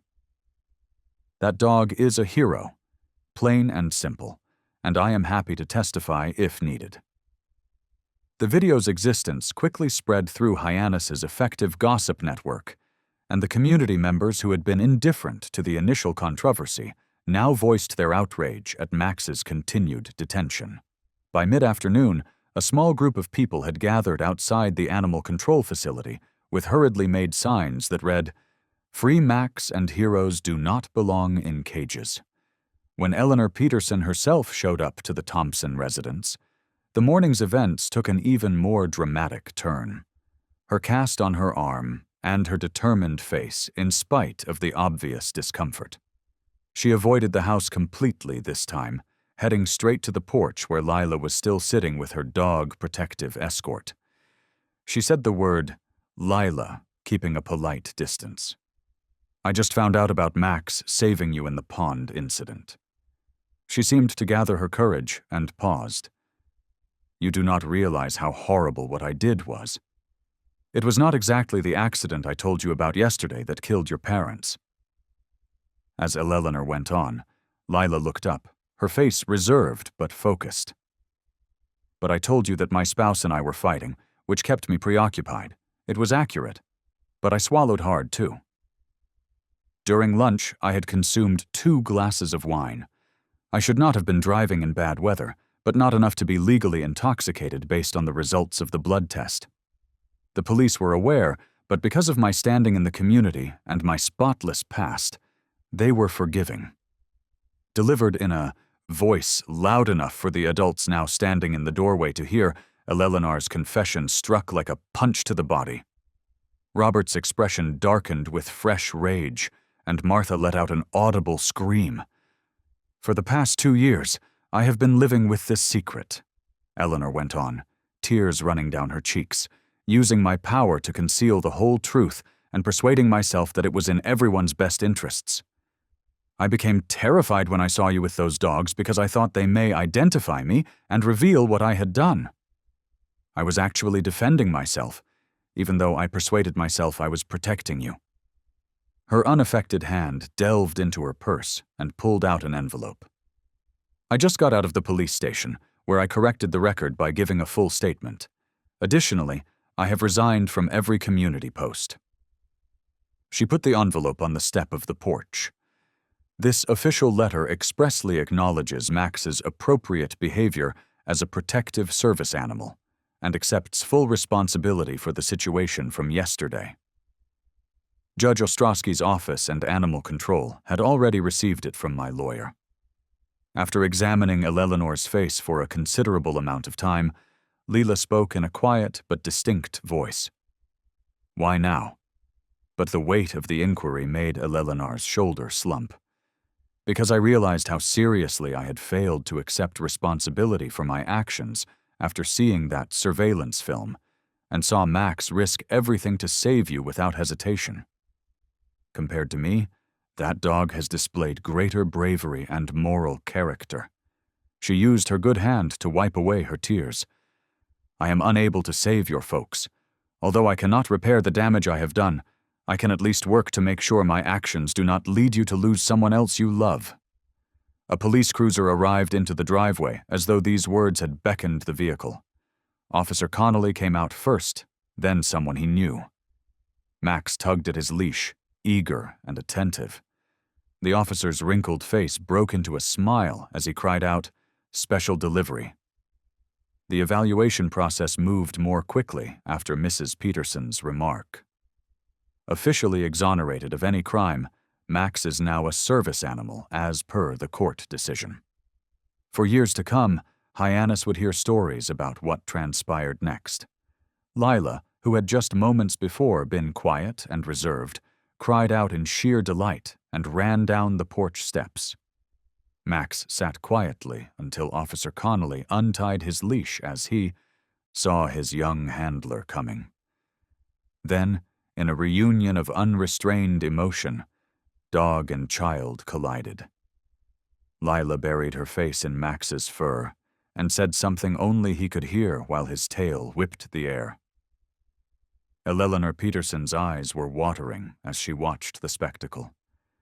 Tears of a more profound emotion than self-pity, a mixture of regret and the first hesitant hope of salvation. She had unintentionally created a road toward healing, not only for Lila, but possibly for herself as well, with her broken confession of remorse and the actions that followed. When the harsh light of day finally revealed the long-hidden truth, it was painful, but ultimately freeing for everyone. Following Max's brief incarceration, Hyannis experienced life-altering events in Lila Thompson's world during the summer. In order to properly recognize Max as a service animal and set a precedent that would help other families in Massachusetts with comparable requirements, Judge Ostrowski modified her initial decision. The classification included Lila's entire pack, recognizing their shared responsibility for her emotional healing while upholding appropriate safety precautions. Eleleanor Peterson's public admission caused a stir in the neighborhood. Some locals felt betrayed, especially those who had backed her campaign against Lila's pets. Others praised her belated honesty, acknowledging the fortitude it took to acknowledge such a catastrophic error. The district attorney reviewed the matter, but ultimately decided against bringing criminal charges, determining the statute of limitations on the minor offenses and insufficient evidence for more serious accusations. Nevertheless, Eleleanor voluntarily surrendered her driver's license and began attending weekly addiction rehabilitation classes at the community center. Most unexpectedly, Eleleanor started a civil settlement with the Thompsons, creating a trust fund for Lila's future needs and schooling. After Eleanor set up the trust to provide continuing support for the dog's upkeep and training, Martha and Robert finally agreed, despite their initial resistance, because they saw the money as a blood payment for their son's death. Martha told Robert, "We cannot change the past," during one of their late-night conversations about it. We can, however, ensure Lila's future. Mark and Sarah would have preferred that. However, Dr. Nathan Jackson's ongoing work with Lila and her pets was the most noteworthy advancement. He created a systematic program that combined conventional counseling methods with animal-aided therapy, building on the communication strategies he had seen. Lila was a colleague and a patient. Her special relationship with the dogs gave her insights that improved the process. Lila is more than just a youngster with well-behaved pets. At Cape Cod Hospital's Behavioral Health Conference, Dr. Jackson gave an explanation to a group of mental health specialists. She's devised a sophisticated communication system that spans human and canine comprehension, allowing for intricate collaborative activities additional significantly. By offering her emotional stability under acute trauma, this method has successfully avoided additional detrimental effects on her growth. By September, academics from Tufts University Center for Animals and Public Policy became interested in Lila as news of her improvement circulated through professional networks. Following much deliberation and planning to guarantee Lila's comfort, Martha and Robert decided to permit a small-scale study that would document the therapeutic advantages of Lila's relationship with her dogs. A prestigious publication would eventually publish the manuscript that Lila co-authored with Dr. Jackson, citing Lila as a young contributor. Lila herself continued to emerge from her protective silence, speaking more frequently, albeit still largely with family members and Dr. Jackson. Early reading helped her develop a vocabulary that was sophisticated for her age, which occasionally surprised adults who were not expecting philosophical observations in a child's voice. During one session, she told Dr. Jackson, "The dogs do not need me to talk. They comprehend anyway, but people need words to understand sentiments." When public school reopened in the fall, the Thompsons faced another difficult decision. For a child still healing from trauma and used to canine rather than human company, traditional classroom settings clearly created difficulties. After much discussion with teachers and therapists, they came up with a modified attendance schedule that lets Lila attend classes in the morning and continue her treatment sessions in the afternoons.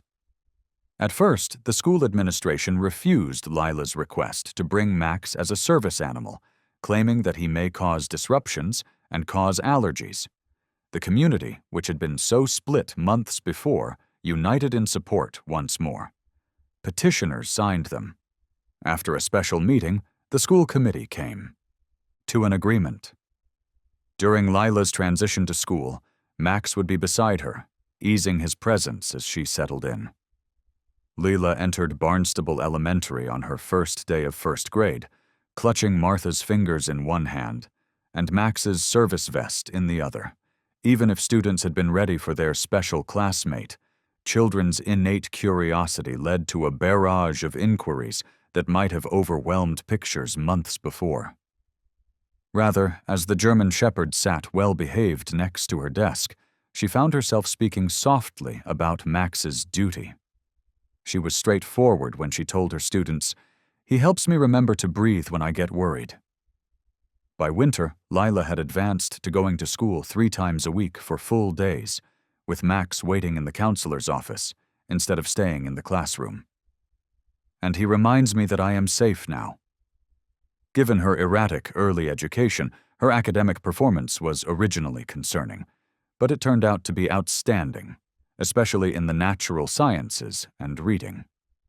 Her social integration developed more gradually, but by the holiday concert in December, she had formed tentative friendships with 2 classmates who shared her love in animals. Lila's recuperation followed the course of Eleanor Peterson's redemption arc.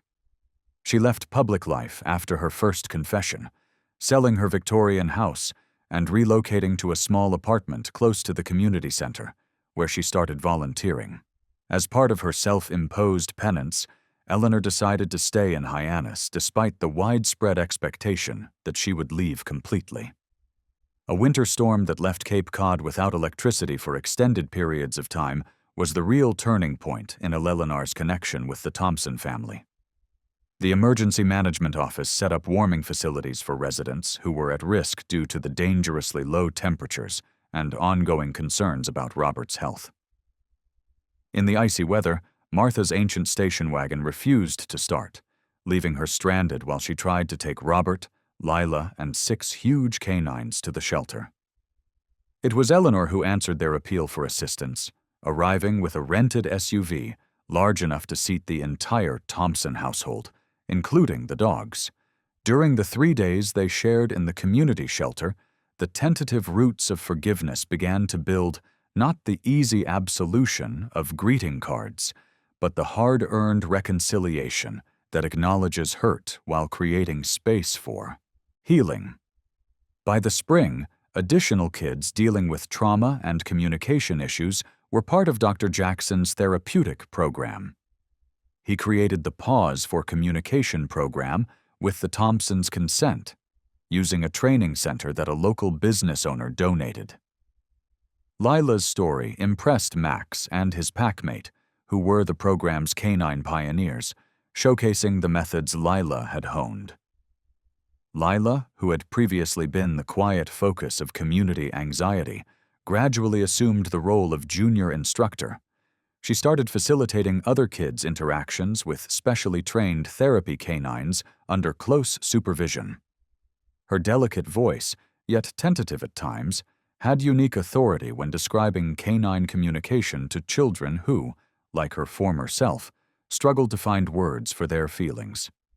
She said, "Dogs comprehend what is in your heart," to a 7-year-old boy who had been silent since he had seen domestic abuse.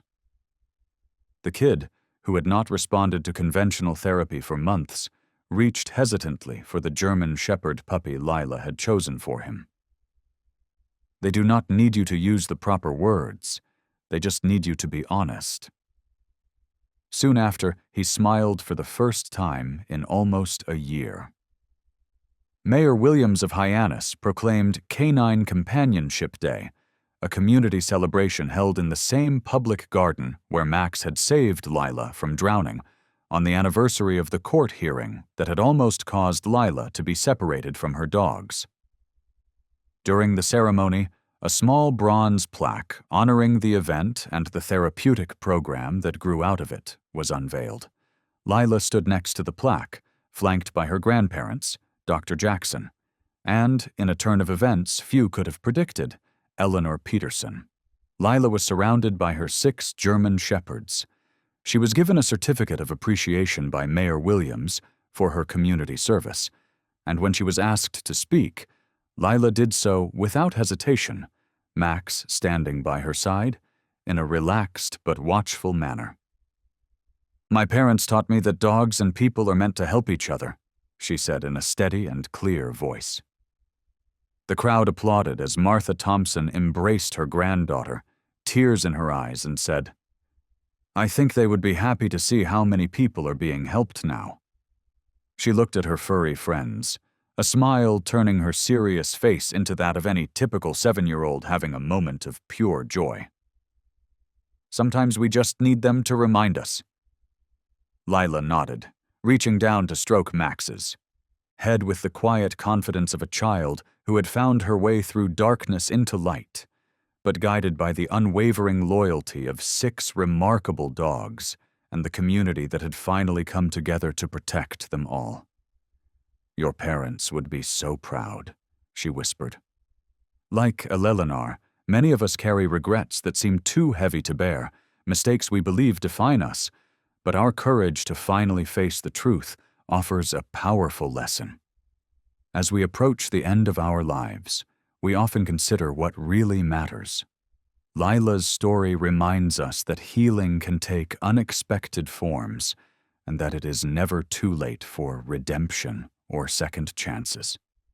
For both ourselves and those we have hurt, admitting our mistakes can be the first step toward healing.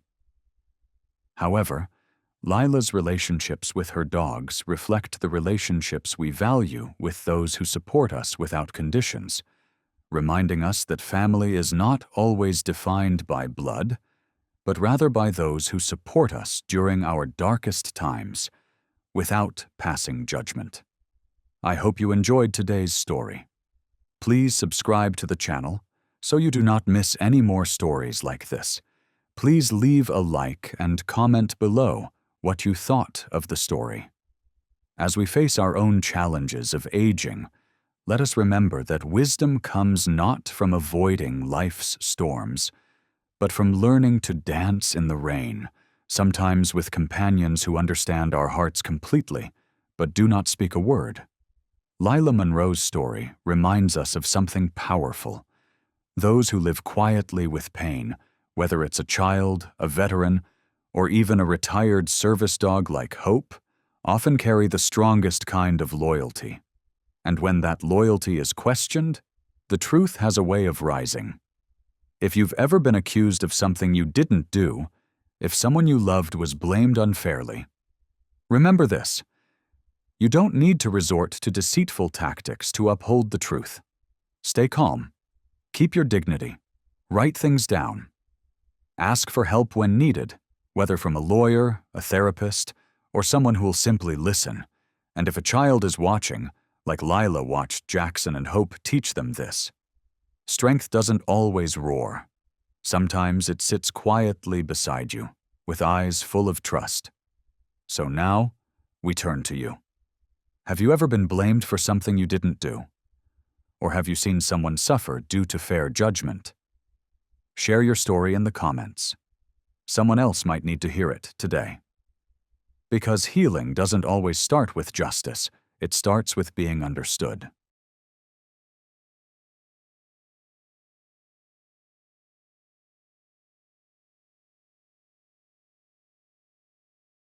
The November wind in Billings had a sharp, dry bite. It carried the smell of scorched earth and that faint tang of cow manure that just hung in the air. The auction yard sat alone in a bare, forgotten field. The grass was long gone, trampled to the roots, replaced by dust thick enough to swallow your boots whole. People packed themselves around old wooden benches, gnawing on jerky, spitting at their feet, laughing way too loud. A broken-down loudspeaker crackled like it had asthma, barking out bids over the noise. Metal bars clanged against rusted gates. Cattle bawled as they were dragged away, their cries mixing with raspy voices yelling over one another. "Who's got 500? 500? Let's go!" It was just another morning here. Rough, dry, and absolutely heartless. This wasn't a place for feeling. It was a place for numbers. What animal could still breed? Which one had enough muscle to pull a cart? And which one wasn't worth a penny? They didn't come here to care. They came to buy and walk away.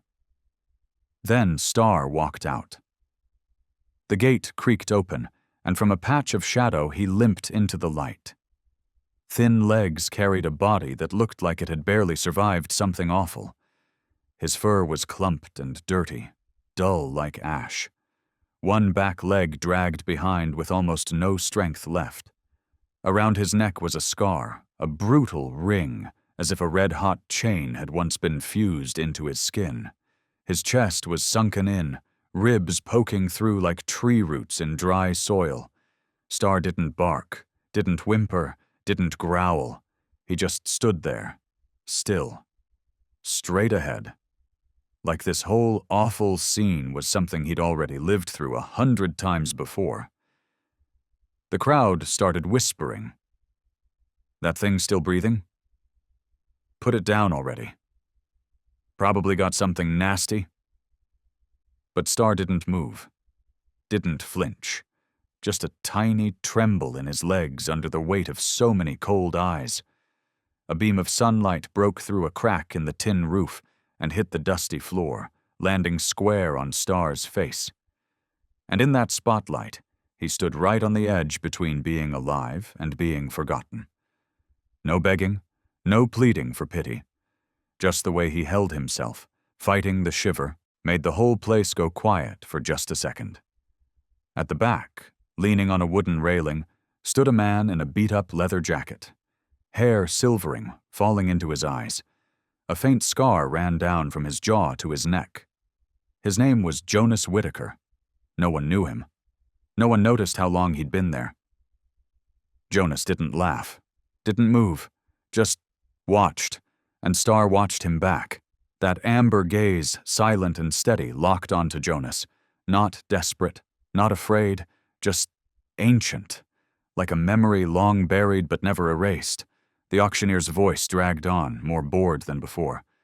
No one? No one wants this one? $30? 20? Then Jonas raised his hand. No words, no bidding war, just his hand in the air, slow, certain, like he'd been waiting for this moment for years. People stirred, someone scoffed. Who's the nutjob, gonna bury it or boil it? The gavel dropped. Sold. The sound hit Jonas like thunder from a storm long past. A memory stirred bright metal, a box barely cracked open, and winter fog. A noise in the dark.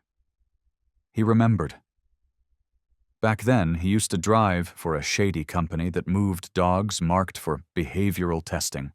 No questions, no names, just crates in the back of his truck. One bitter winter, snow.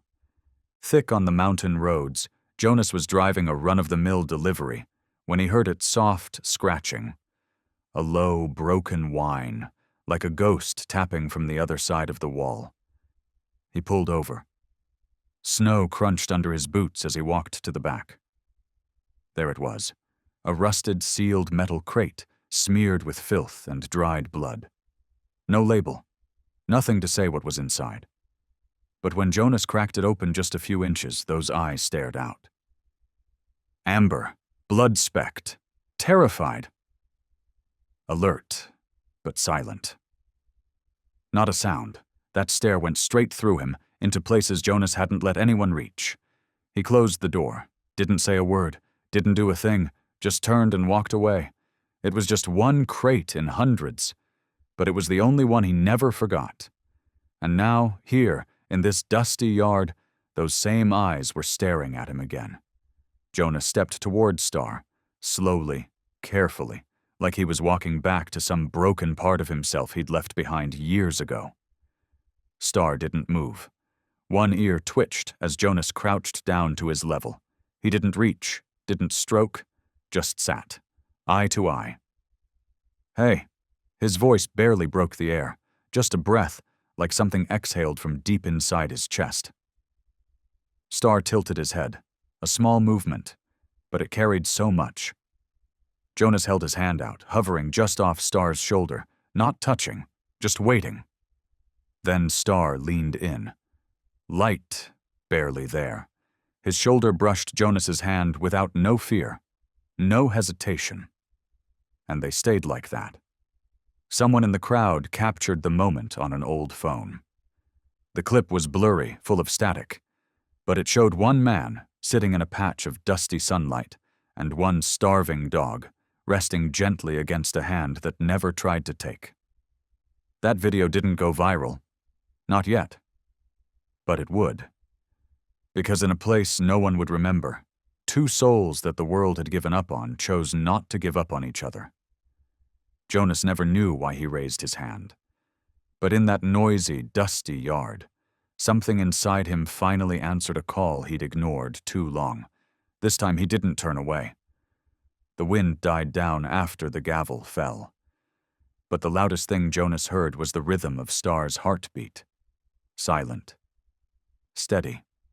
Calling him home. Star was still standing there, still staring at Jonas. But this time his eyes weren't just full of pain. Something else had returned, like the morning sun melting frost. Maybe trust, or at least a flicker of hope. Jonas adjusted his collar not from cold, but because his heart was thudding in a way he hadn't felt in years. The auction yard faded. The whispers blurred. All that remained was Star and the choice not to let the past repeat. He walked away, and Star followed. No leash, no commands, just quiet steps under soft, slanted sunlight. Together they left the dust and the stares and the cruel laughter behind. Ahead was nothing but a long dirt road. Behind them, the ghosts they never named. But Jonas knew today something had started to heal, and Star, with nothing but that look in his eyes, had already forgiven him, even before Jonas knew he needed it. From a distance, a gust of wind kicked up the dust, brushing Jonas' coat and the rough fur on Star's back. Two shadows drifted away from the auction yard, toward where the sun hadn't yet set. A child watched them go, fingers curled around a camera. He whispered, "Mom, did he just save that dog?" His mother didn't speak, just nodded, eyes still, following the two fading figures. And somewhere online, a short clip went live with one simple caption. A moment no one expected, but no one would forget. Later, the old truck rumbled to life. The tires rolled slowly across the dirt. Star lay curled in the back seat, tucked beneath thick blankets. Jonas glanced into the mirror, and there Star was, looking back at him. Not scared, not uncertain, just still. For the first time in years, Jonas smiled.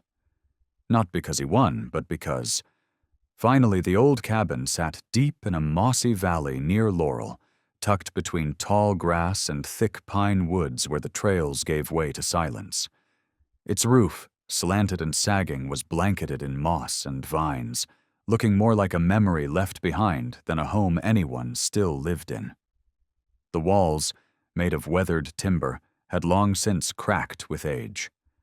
The cold crept in through every seam, every grain soaked with winter's breath. Time hadn't healed anything here. It just layered on more stillness. Wind slipped through the cracks in the door, whistling long and low, like someone breathing through clenched teeth. The air inside was thick with the scent of old ash from the fireplace, rotting wood, and damp pine needles.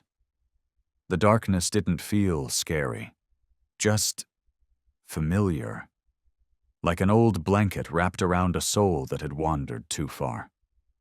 Jonas parked the truck beneath the biggest pine at the end of the dirt path. No sign, no directions. This was the place he used to run to after the nightmares, after nameless jobs and faceless clients. The cabin had never felt like home. It was more of a hiding place somewhere to forget. But today, Jonas wasn't bringing memories or grief. He was bringing something else, a life, a soul, a dog who had lost the one thing nobody talks about until it's gone: trust. Star jumped out of the truck without a sound. No bark, no whine, no curious glance around. His limping paws touched the mossy ground like he was stepping into a place that once hurt him. Jonas opened the cabin door. A shaft of light from the late afternoon sun cut through the dusty air, casting long lines across the pale wooden floor. Star didn't sniff around like other dogs might. He walked straight in, like he'd been here before.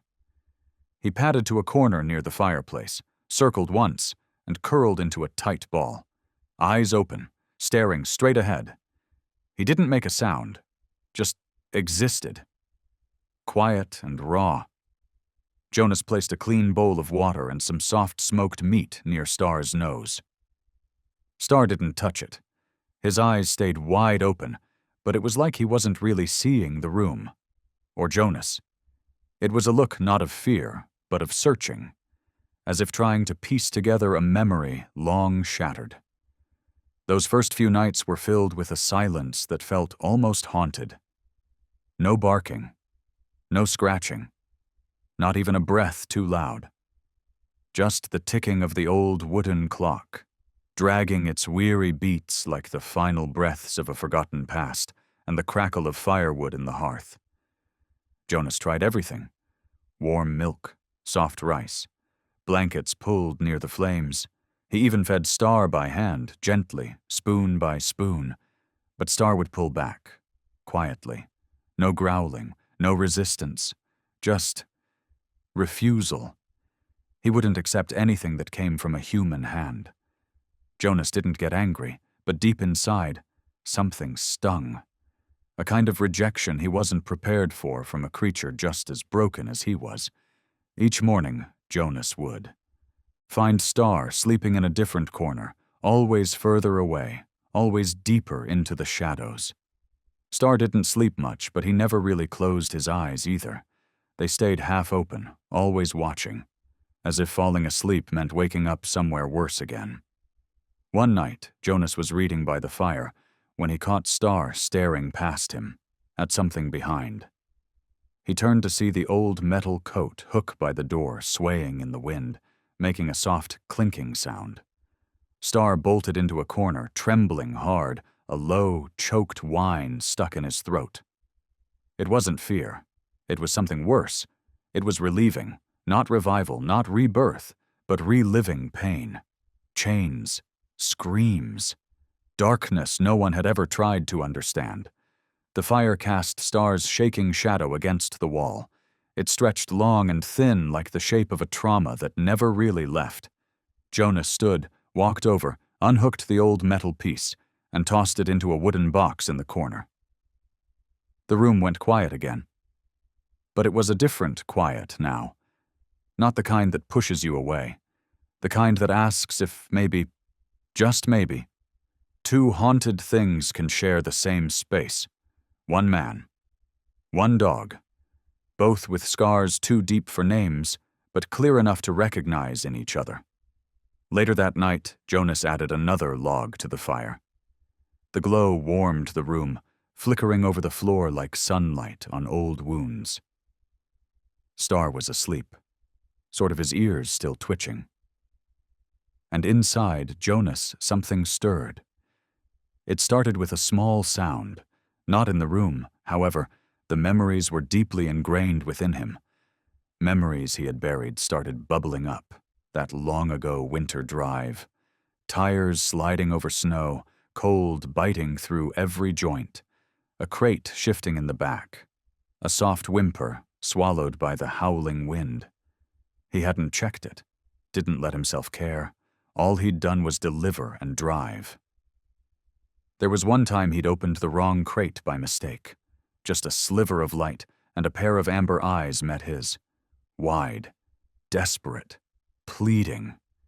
He'd slammed it shut, because it wasn't his job. That's what he told himself back then.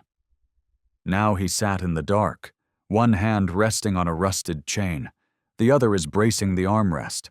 Star slept near the fire, but his ears still twitched every time the wind sighed.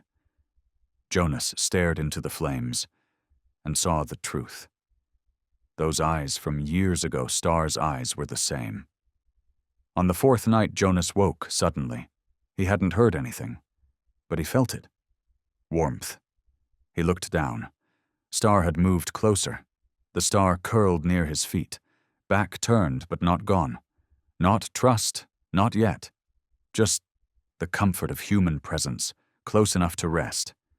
Jonas didn't move, didn't speak, didn't touch. He just whispered, "It wasn't your fault." "I know." Star didn't lift his head, but his tail tucked in just slightly, and for the first time, Star responded to something that wasn't a threat. It was small, but it was real. It was akin to a long-shut, rusted door, which shifts slightly when someone knocks, yet remains motionless without moving. And to Jonas, that tiny flick of a tail after hundreds of quiet nights of nothing felt like an answer. The next morning, Jonas stepped out onto the porch. Fog hung low. The wind carried the smell of moss, pine, and maybe, just maybe, a new beginning. The cabin hadn't changed, but everything else had. Because from that day on, the place he used to run from became the place he could finally return to. That morning, the forest of laurel was still half asleep beneath a blanket of thick mist. The trees whispered gently overhead, their leaves stirring like ancient curtains drawn across a long-forgotten memory. The silence was so complete that each step Jonas took over dry branches echoed like time snapping underfoot. The breeze carried the scent of damp earth, resinous pine, and something older, something unnamed, lingering between the past and now. Jonas didn't know why he turned off the path that day. The northern trail into the woods was a place he had always avoided. Not because it was dangerous, but because it held things he wasn't ready to face. Memories, helplessness, and that nameless fear that lived in all the things he'd left behind. But when he saw Star standing on the cabin porch, head tilted toward the tree line as if listening for something deep in the woods, he understood. This was no longer a journey he'd take alone. They walked without a word. The shadows of man and dog stretched long across the damp forest floor, weaving through shafts of faint sunlight that pierced the canopy above. Every step Star took was grounded, deliberate, and every few dozen paces Star would pause, turn back, and glance at Jonas with just a flick of amber eyes, asking, "Still with me?" Jonas nodded, never needing to speak it out loud. He was starting to realize something. Star didn't need saving. Star needed someone willing to walk beside him. No commands, no pulling, no pushing, just presence. And somehow that was enough. The trail twisted and rose, lined with roots that jutted from the ground like hands reaching up from the soil. At times the wind picked up and spun leaves into the air, blanketing their path in rustling gold. But Star never slowed. His gray coat shimmered with dew, like a suit of silver armor, and his stride carried no trace of captivity. He moved like a soul who had already survived his storm. By the time they reached the creek where the water whispered over moss-covered stones, Jonas noticed it clearly. Star was leading, not charging ahead, but clearing the way with a freedom that had once been stolen. And without a word between them, Jonas felt his chest loosen, as if every step Star took was gently healing something inside him, carving through the invisible wounds that still ached in silence. A brittle branch cracked underfoot. Jonas froze. Star stopped too, ears alert, eyes turning back. For a few seconds they just looked at each other. Then they moved forward again. No signals, no words, just shared breath, shared rhythm. And in that stillness, Jonas knew. They weren't just walking. They were remembering. Together. From afar, the sun began to pierce through layers of thin cloud. A single beam of golden light broke through and touched the dew gathered on Star's fur. In that fleeting moment, Jonas no longer saw a dog who had been abandoned. He saw a warrior, silent, resilient, and slowly finding his way back to who he once was. That morning, the forest of laurel still seemed half asleep beneath a thick layer of mist. The treetops rustled softly, like ancient curtains drawn over an old memory. The silence was so complete that every crunch of Jonas's boots on dry twigs echoed like the snapping of forgotten time. A light wind moved through the trees, carrying the scent of damp earth, pine sap, and something older still, the smell of things unnamed. Jonas didn't know what compelled him to turn.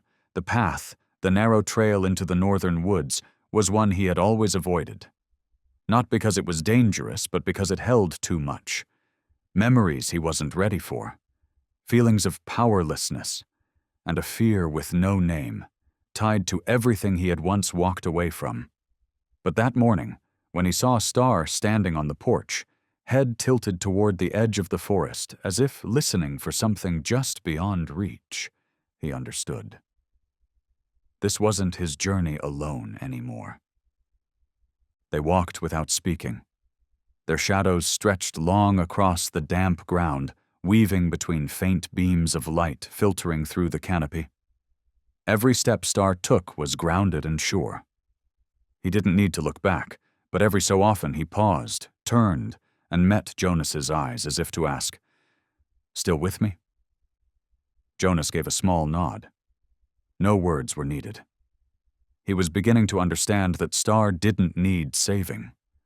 Star needed someone to walk beside him, someone who wouldn't pull, wouldn't push, and wouldn't command. Just walk. Just be. That presence, simple and steady, was enough. The path twisted through the woods, roots curling up like fingers reaching from the earth. At times the wind rose and sent waves of dry leaves swirling into the air, momentarily blinding the trail. But Star never slowed. His dark gray coat glistened with morning dew like silver armor. And the way he moved held no trace of captivity, only the quiet strength of a soul who had outlasted his own storm.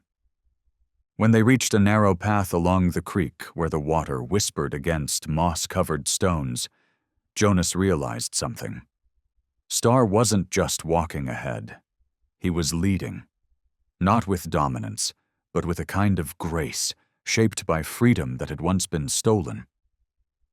And even though neither said a word, something inside Jonas began to soften. It felt like every step Star took was gently unwinding the knots inside him, the kinds of wounds no one else could see. But that still hurt all the same. A dry branch cracked beneath Jonas's boot. He froze. Star stopped too, ears upright, eyes locking back. For a few seconds they stood still, watching each other. Then they moved on. No signal, no cue, just a shared breath, a shared rhythm. And from far off, the sun reached down. A shaft of warm light broke through the clouds, catching the fine dew on Star's coat. It shimmered like gold over gray, and for a brief, aching moment, Jonas saw him clearly. Not as a stray, not as a survivor, but as something more. A warrior, quiet, unbreakable, and walking, step by step, toward himself again. From the moment their two shadows walked side by side through the forest, something inside Jonas began to shift. He was no longer the guide. He was the one learning to observe. They ventured deeper into the heart of Laurel, where the trees grew tighter together and the air thickened with the scent of rotting leaves. A large boulder blocked the path, forcing them to veer off and follow the edge of a shallow creek, slick with patches of moss. Jonas sat down against an old pine trunk, catching his breath, sweat darkening the collar of his shirt. Star remained on his feet, ears perked high, eyes scanning the woods like a silent sentinel. Neither spoke, yet both could hear the language of the forest, rustling leaves, distant bird cries, and then something else. A low, guttural growl rolled out from the thicket across the stream, sharp and menacing. Jonas turned instantly, and then it emerged, a massive stray dog lunging from the shadows. Its fur bristled dark gray and wild, eyes red with fury, lips curled back over bared teeth. A wolf-dog hybrid, maybe. A creature abandoned between instinct and memory, half wild and half forgotten. Jonas started to back away, but Star moved first. No bark, no growl, just one step forward, placing himself between Jonas and the threat. His back arched, fur raised, legs braced solid against the earth, his head lowered, eyes locked on the intruder. In that moment, the cabin, the forest, even the past faded. There were only two beings and the raw instinct to survive. The wild dog lunged. The sound tore through the clearing like ripping canvas. But Star didn't flinch. He sprang, twisting mid-air with a fluid grace, dodging the attack and landing a precise bite at the side of the other dog's neck. It wasn't meant to kill, just enough to throw the opponent off balance. The fight lasted no more than 10 seconds, but to Jonas it stretched like slow motion. Every movement Star made was clean and deliberate. No panic, no rage, only the cold precision of a creature who had faced fear before and learned how to master it. The stray yelped, spun, and fled into the deeper forest. Star didn't chase. He stood his ground, ears still up, breath heavy and controlled. Then he turned. His eyes met Jonas's. Jonas stood frozen, not from fear, but from awe. For the first time he understood the true power in Star, not in the strength of his bite, but in the choice not to continue the violence. That was the strength of someone who had endured. And now choose to rise without inflicting more pain. The wind moved gently through the trees again.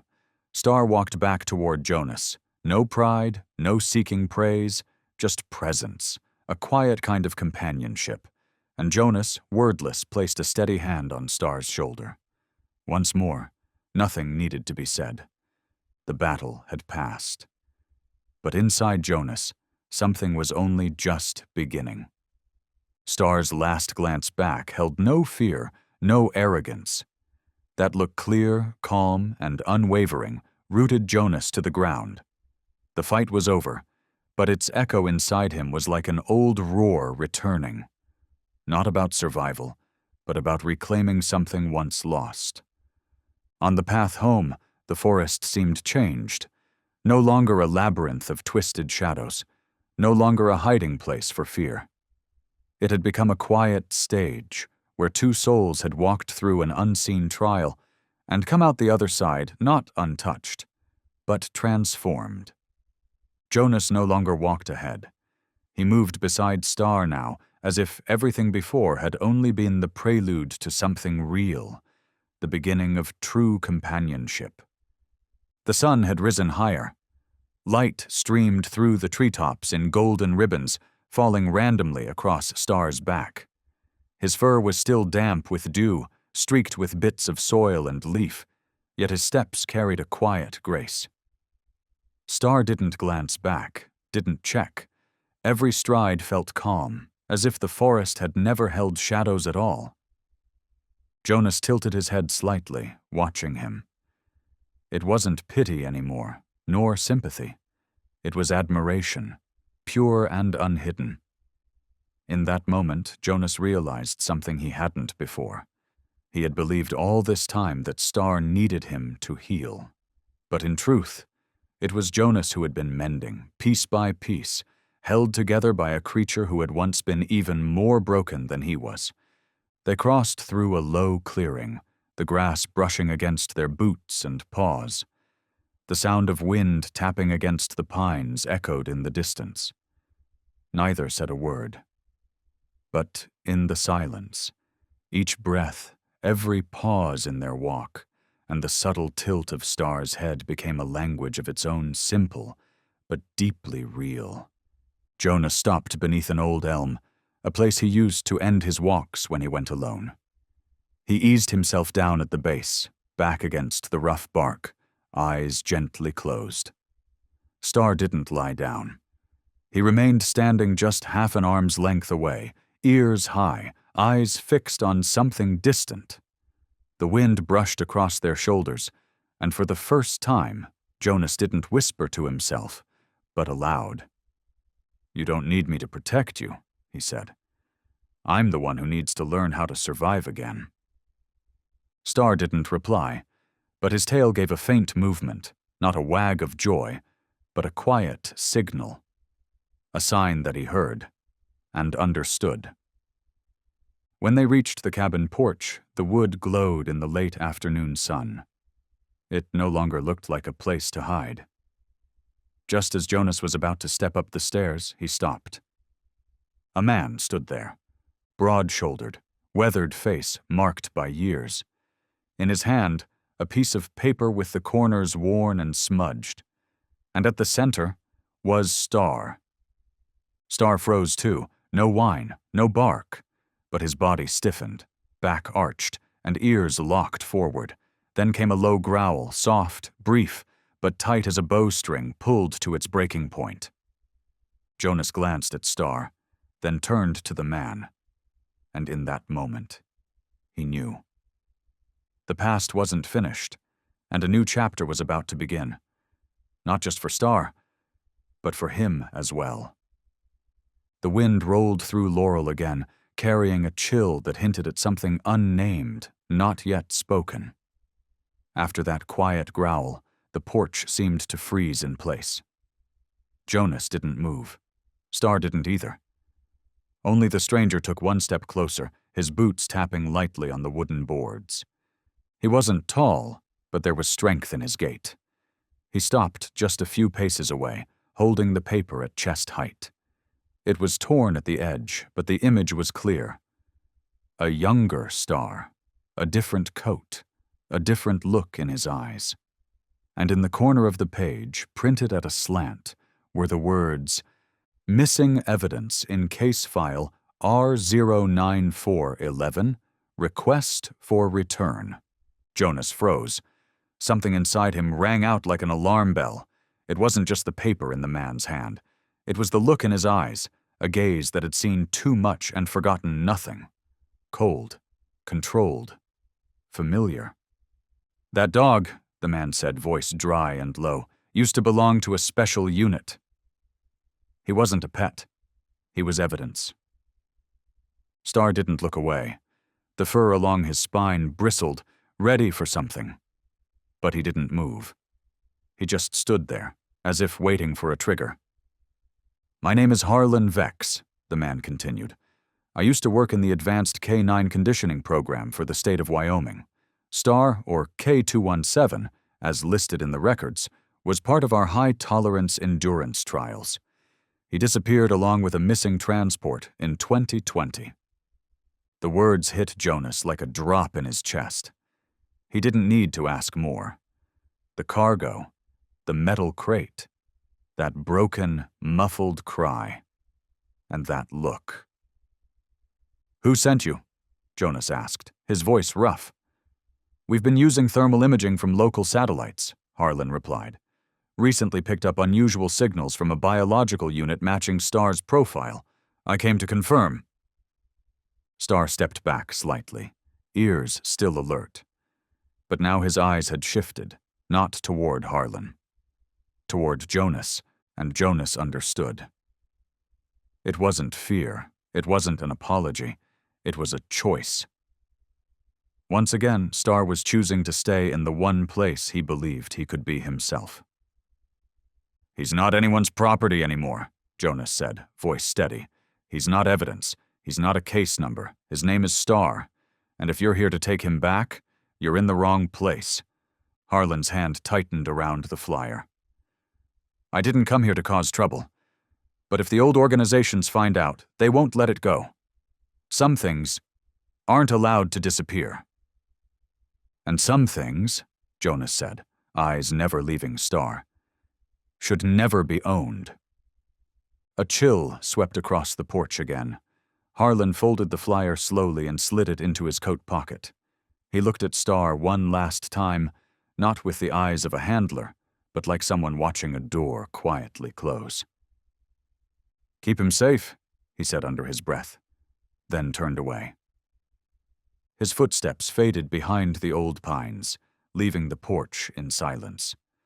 Star stepped forward just once toward Jonas. His tail gave a slight movement, no growl, just a long, steady breath. And once again, two living souls stood side by side. No one is chasing. No one is running. Only one choice remained. And from that moment on, Jonas understood. The past could always catch up, but the present that was something they could choose to hold together. The afternoon wind swept through the laurel woods, carrying with it a chill that hinted at something unnamed. After the low, warning growl from Star, the entire porch seemed to freeze in place. Jonas didn't move. Neither did Star. Only the stranger took a slow, deliberate step forward, his boots brushing dust across the old wooden boards. The man wasn't particularly tall, but his gait was solid. He stopped a few feet from Jonas and Star, still holding the paper raised at chest level. The flyer was weathered, one corner torn, but the image in the center was unmistakable. It was Star at another time, with different fur and a different look in his eyes. Printed across the top corner in slanted block letters were the words, "Missing evidence in case number Star-09-411, request for immediate return. Jonas stiffened. Inside him, something rang sharp and urgent, not just because of what was written, but because of the man's eyes to eyes that had seen too much and forgotten nothing. Cold, contained, and disturbingly familiar. "That dog," the man said, his voice low and dry, "once belonged to a special unit. He wasn't just a pet. He's evidence." Star didn't look away. The fur along his shoulders bristled, his whole body poised for something unseen. But he didn't leap forward. He simply stood there, still and watching, like he was waiting for the truth to surface. "My name is Harlan Vex," the man continued.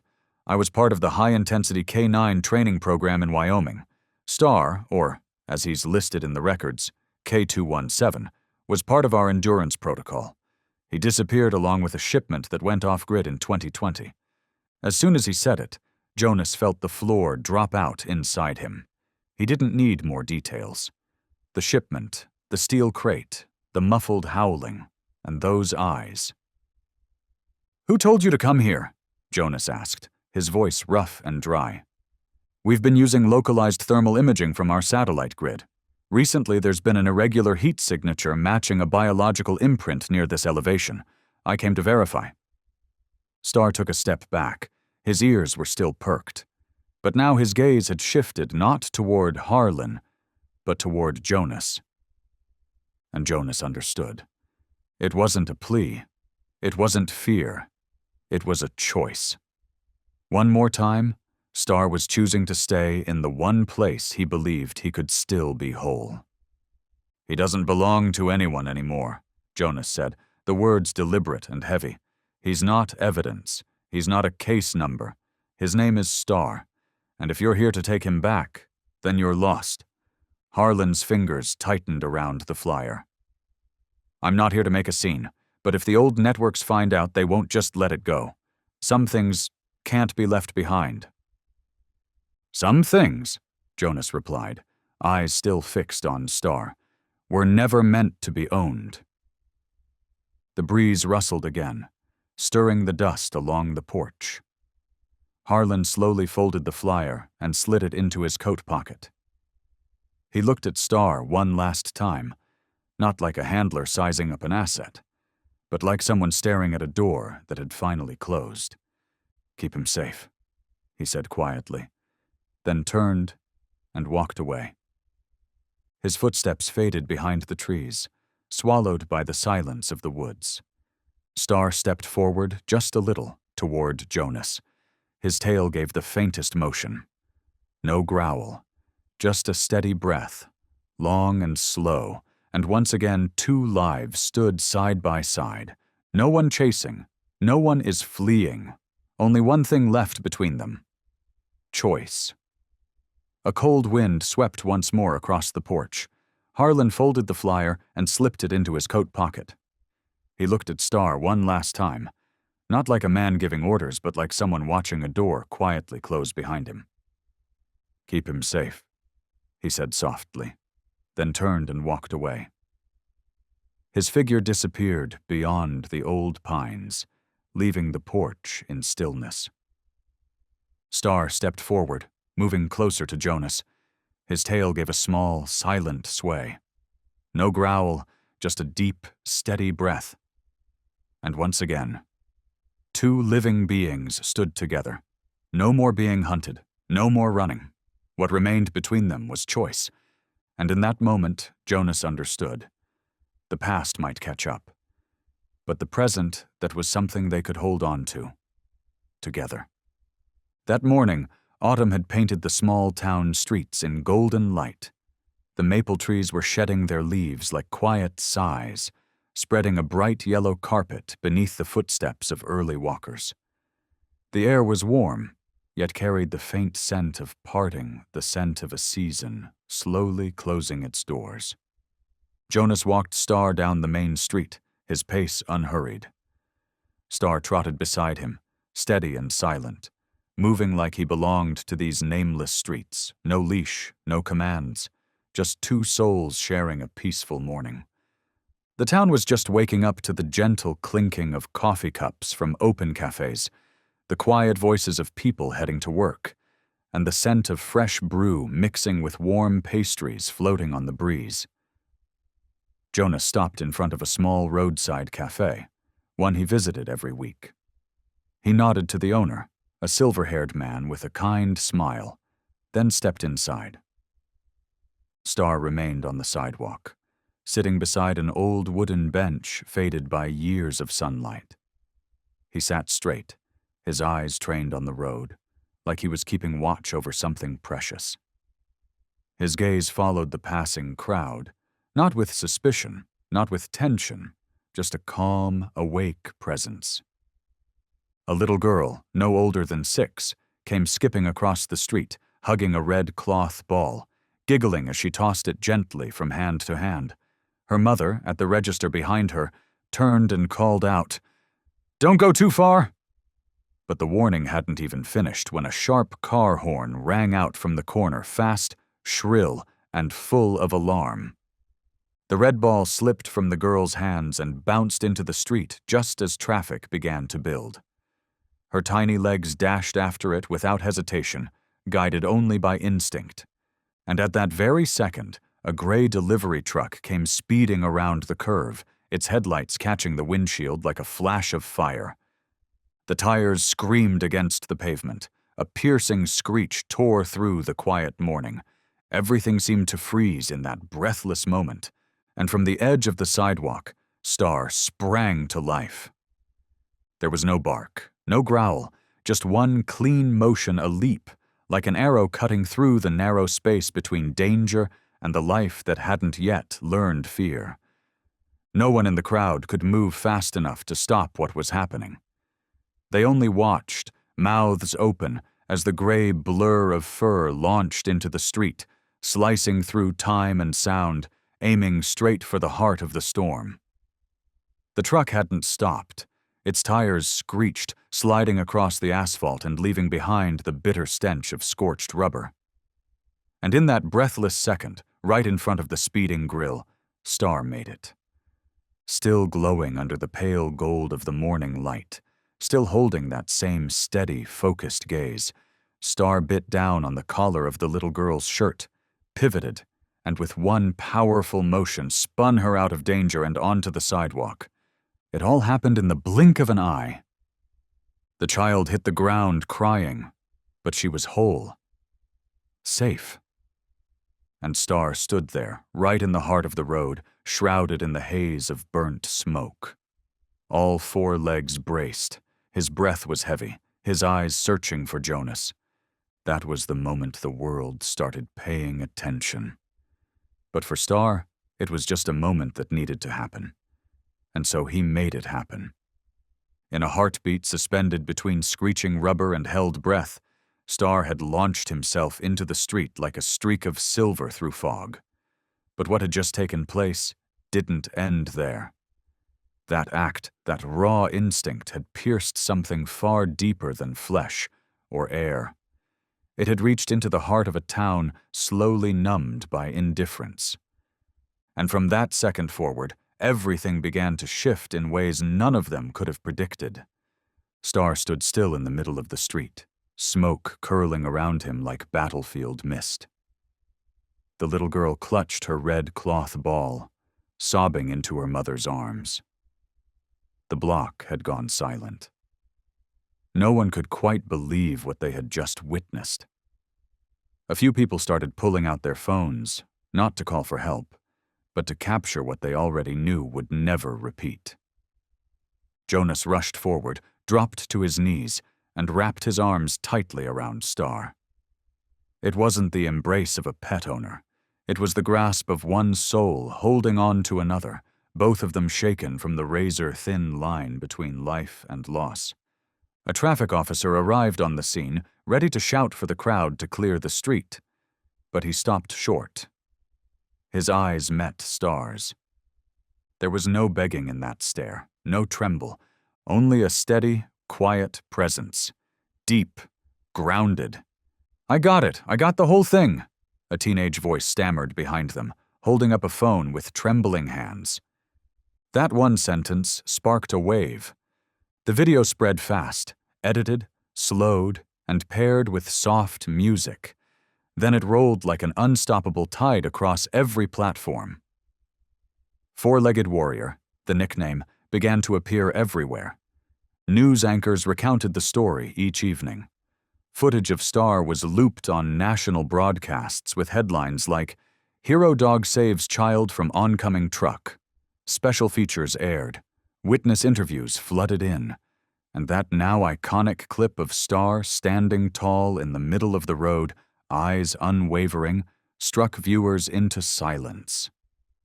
But for Jonas, as he returned to the cabin that night, none of it made as much sense as the one thing that kept echoing in his chest. It wasn't the fame. It wasn't the rescue. It was that look in Star's eyes. It hadn't said, "I just saved someone." It had said, "I just remembered who I am." As the sun dipped behind the trees, Star lay on the porch, gently licking the dried blood on his paw. Jonas sat beside him, quiet, eyes watching the dirt trail that led back into town. Out there, the numbers were climbing. Views, shares, headlines. But inside the cabin, something else had begun to rise. Not fear. No hesitation. Something softer. Something Jonas hadn't felt in a long time. Something dangerously close to faith. The video was under 30 seconds. It hit TikTok within an hour. The hashtag number sign Four-Legged Warrior shot to the top of the trending list. People everywhere were reposting it with captions like, "If today made you lose faith in the world, watch this." Thousands of views turned into millions. Local news started covering it with headlines like, "Dog Saves Child in a Split Second." And then came the national media. But they weren't looking for the little girl. They were looking for Star.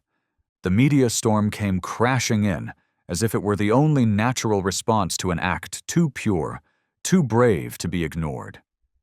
Footage from multiple angles surfaced. Emotional music was layered in. Titles flashed across the screen. Everyday hero. Some called Star an angel on four legs. Others said he was a symbol of quiet courage. Jonas didn't use social media. But he knew something was happening when he saw two vans with network logos parked near the narrow trail to his cabin.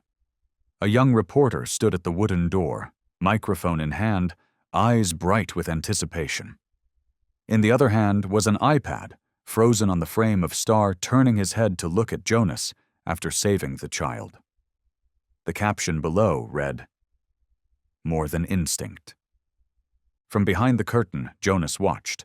Star lay by the doorway, head resting on his paws, expression unchanged, as if none of this had anything to do with him. But Jonas knew. The storm had come. And this time, it wouldn't be easy to outlast. He sat beside the window, cradling a mug of cold coffee. Star rested nearby, the cut on his leg now wrapped in clean cloth. It wasn't deep, just a scratch. But to Jonas it felt like a quiet reminder of the price of choice. He remembered the night he brought Star home. The trembling figure huddled in a corner of the cabin, shadows clinging to every inch of him. That night, Jonas had crouched down and whispered, almost under his breath, "No one's going to touch you again." A simple promise, but one that built an invisible wall between Star and the world. Now, with cameras inching closer and strangers reaching for interviews, Jonas found himself wondering, had that promise been protection, or had it been possession? Was it merely a covert measure to shield Star from public scrutiny? He wasn't afraid of the media. What terrified him were the questions. The quiet, innocent questions that had the power to dig up a life he'd tried to bury. He didn't want anyone learning about the years he worked for a shady transport unit, where dogs like Star were listed on forms with no names. He didn't want to admit he'd signed off on shipments without asking what they contained. But then Star raised his head, gently placed it on Jonas's lap. No demand, no hesitation, just presence. And in that moment, every fear softened. There were no headlines in Star's gaze, no judgment, just one quiet question that lingered in the silence between them. Are the good things worth telling? Jonas stood, walked to the door. Star followed. No command needed. When Jonas gripped the handle, the hinges creaked like an old memory breathing out one last time. He opened the door, not to step into the spotlight, but because Star had shown him something deeper, that some truths, if never spoken, don't just disappear. They become wounds that never stop aching. Jonas rose to his feet, walked toward the door. Star stayed close, every step silent and sure. When Jonas turned the old handle, the rusty hinge let out a long, aching creak like the past itself groaning open. He opened the door, not to be seen, but because Star had taught him something no one else ever could. Some truths, if left untold, don't fade. They fester. They become wounds that never stop bleeding. The door had barely been open 5 minutes when the air erupted with the rapid-fire flashes of cameras, flickering like lightning in a summer storm. Jonas didn't step out onto the lawn. He stayed right there on the wooden porch, one hand resting lightly on Star's shoulder, like an anchor for both of them. Below the steps, lenses aimed like searchlights. Eyes darted, voices buzzed. A young reporter raised her hand, firing off questions in a breathless rush. Are you the owner of the dog in the video? Can you tell us more about him? Just days ago, Jonas had believed this cabin life would be the final wall between his past and the present. But the moment Star leapt into the street, clamped his jaws on a child's collar, and pulled her from the path of a speeding truck, something shifted. A door was opened, one that could never quite be closed again. And in Star's eyes, in that moment, there was no plea for recognition.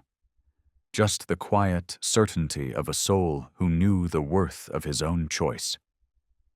Jonas didn't answer right away. Star sat still beside him, perfectly calm. No command needed, no signals exchanged. Jonas looked down at Star, then raised his head. His voice was steady, almost soft. His name is Star, Jonas said, and I don't think I'm his owner. I think I'm just the one who found him when he needed someone, and maybe I needed him too. The reporter hadn't expected that kind of answer, but she didn't stop. Another voice followed up quickly, louder, more pointed. How does a dog act like a trained soldier? Can you tell us more about his past? Jonas paused again. The wind stirred lightly through the pines. Star remained still, but his ears twitched, sensing the weight of what hung in the air.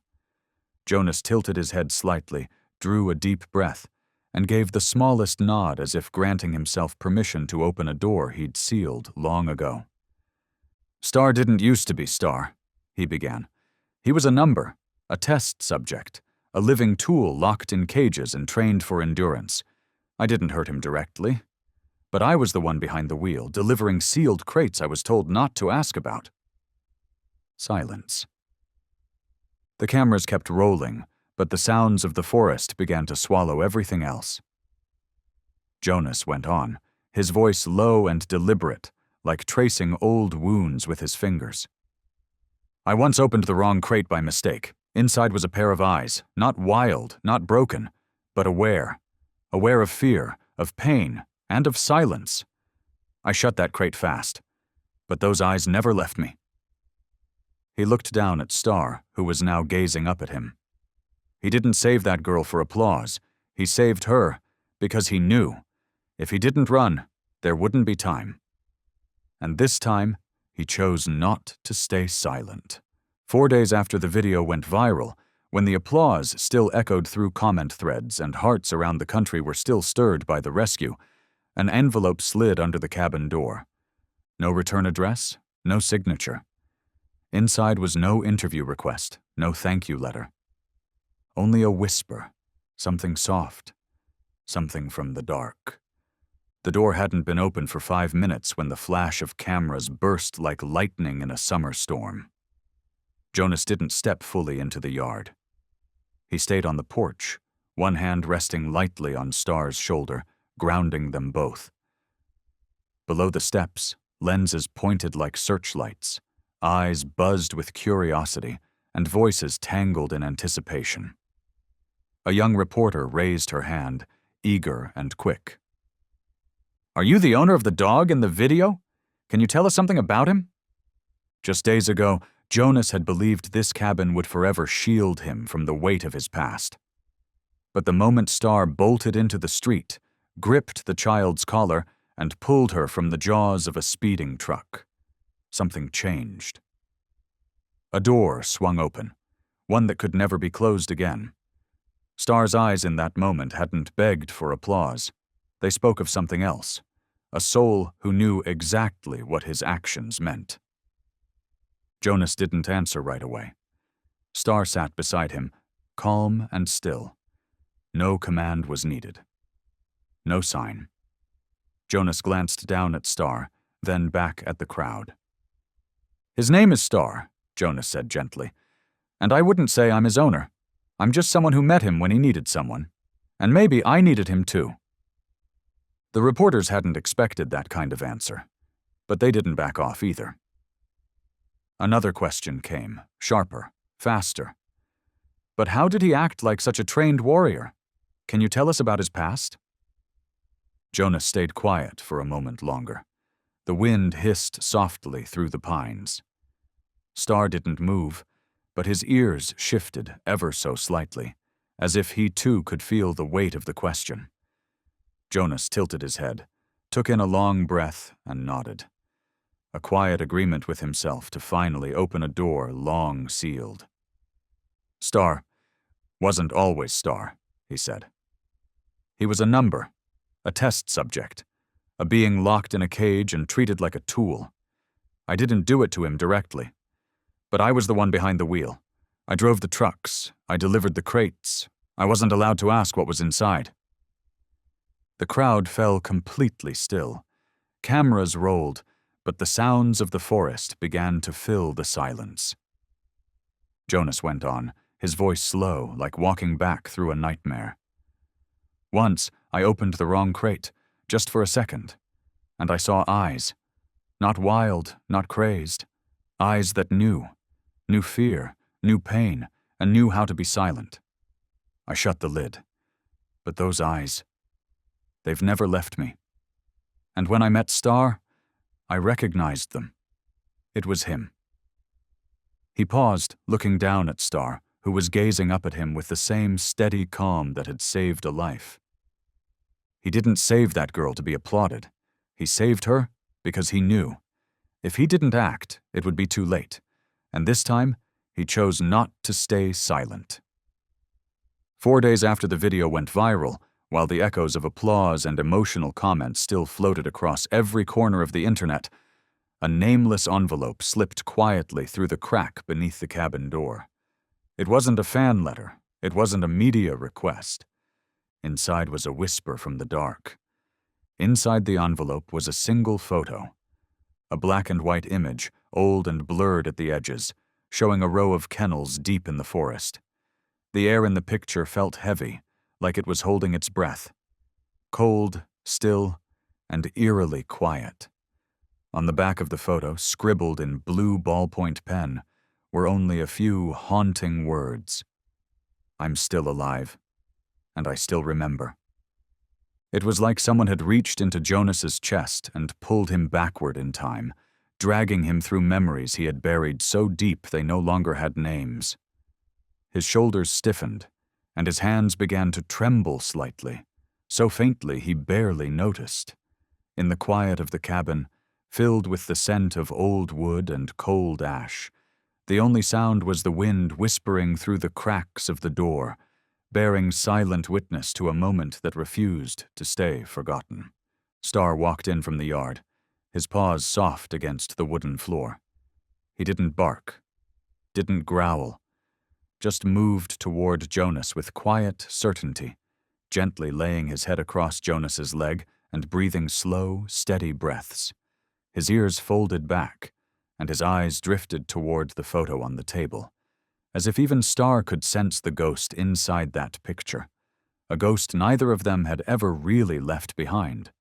Jonas rose suddenly and walked into the back room. The creak of the old cabinet groaned like something half asleep waking again. He yanked it open and rifled through layers of brittle paper until his fingers touched a worn, brown folder. The edges were frayed, the color faded into the texture of dust and time. The smell of old ink and damp paper rose as he opened it. From between the pages, a photo slipped out and fell onto the floor. There it was, the behavioral test site, nestled deep in the northern forest. A place Jonas once drove into under orders. A place he was told never to ask about, never to look, never to remember. But someone out there was remembering for him, not with threats, not with noise, just with a signal, a nudge, to remind him that memory may blur, but truth never really disappears. And now, that truth was knocking, waiting to be told. Jonas sat for hours after that, silent. His mind spun through questions he couldn't answer. Who sent it? Why now? What else was waiting? But one thing he knew for sure. This wasn't just about him anymore, not about a dog who saved a child or a man who once lost his way. The wind had shifted, and the wind never changes without carrying something new. By the time the sun sank behind the trees, Jonas stood. He didn't lock the cabin. Star rose beside him, padding quietly into the yard like he already understood. No orders were needed, no leashes, just steps slow, sure, and steady like breathing. If someone out there needs us to tell another piece of the truth, Jonas whispered, eyes locked on the path at the forest's edge, then this time, we'll tell it all. The wind moved through the treetops, carrying with it the scent of moss, pine, and the coming night. Star looked up at Jonas, and in his eyes wasn't fear or hesitation. It was readiness. That forest ahead had once been the place Jonas ran to forget. But standing there beside Star, with the last light of day casting golden shadows across the damp ground, he finally understood. Some places aren't made for hiding. They're made for returning, for facing the past and speaking its name in the very first light of tomorrow. That morning, the mist hung thick across the forest canopy, draping the cabin like a damp blanket of memories that hadn't been folded away. Everything felt heavier, like the woods themselves were holding their breath, waiting for something unspoken to rise again. Inside the cabin, Jonas sat quietly in front of the cold fireplace, his eyes locked on a piece of yellowed paper. No signature, no sender, just one line scribbled in fading ink. Meet me at 9 p.m., same place. It had been 4 days since Star appeared on the front pages. 4 days of silence to the outside world, but a storm of noise inside Jonas, stirred further by the black and white photo, that jagged note, and the quietest kind of threat, one carried not in words, but in memories long buried. Tonight, all the questions pointed to one place. Star lay at his feet, staring out through the fogged-up window like he already understood, even before Jonas said a word. There was no plan to be made, no command to give. Some journeys don't begin with a decision. They begin with companionship. Jonas quietly packed a few rations, checked the flashlight batteries, and slid a small knife into his belt. As the sun dipped behind the hills, he stood up. Star rose too, noiselessly. They left through the back door, heading north along a trail that led into a forest Jonas had tried to forget, a path lined not with direction but with avoidance. They moved past twisted turns, dry branches snapping underfoot, where the moon had just pushed through the clouds, casting light on the forgotten trail that wound toward an old, abandoned training compound. The air grew thick with mildew and cold earth, so dense it felt like the forest itself was struggling to conceal its secrets. When Jonas's watch hummed softly to mark 9 p.m., they were already there, standing before a rusted iron gate, once the entrance to a world built to be erased. Jonas and Star reached the old grounds. The gate creaked open with a moan that sounded like the woods themselves whispering a warning. The place was blanketed in dust. As Jonas pushed forward, the hinges screamed softly, their voice brittle and familiar. From a shadowed corridor between the forgotten kennels, a figure stepped out. Tall, worn brown coat, half his face was hidden in the dark. As he drew closer, Jonas saw it, the scar across his hand. A deep, unmistakable cut from the days they used to drive together, hauling whatever the paperwork said not to question. "I figured you'd remember," the man said, his voice like a knife in the quiet. "Remember the eyes in that crate?" Star let out a low, rasped breath. Not a growl, not a charge, but his eyes burned straight through the man, like cutting through decades of dust.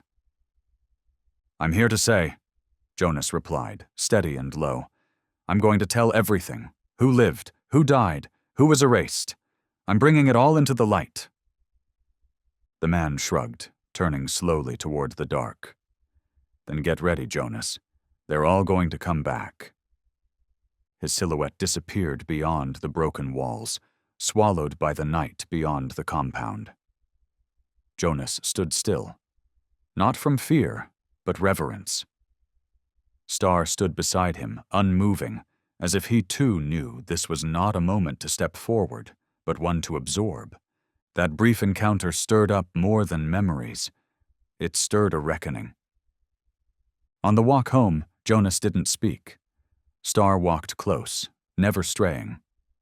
The moonlight, diffused by lingering mist, cast soft rings of light on the damp path ahead, like the fading lines of a story just beginning to be remembered. They didn't need to talk. Their steps were synchronized. Their silence was agreement. The message came in at 3 a.m. No sender. Just one short line. "If you won't speak, we will." Jonas stared at the glowing screen. That cold blue light washed over the stubble on his face, casting long shadows across the exhaustion etched into every line of him.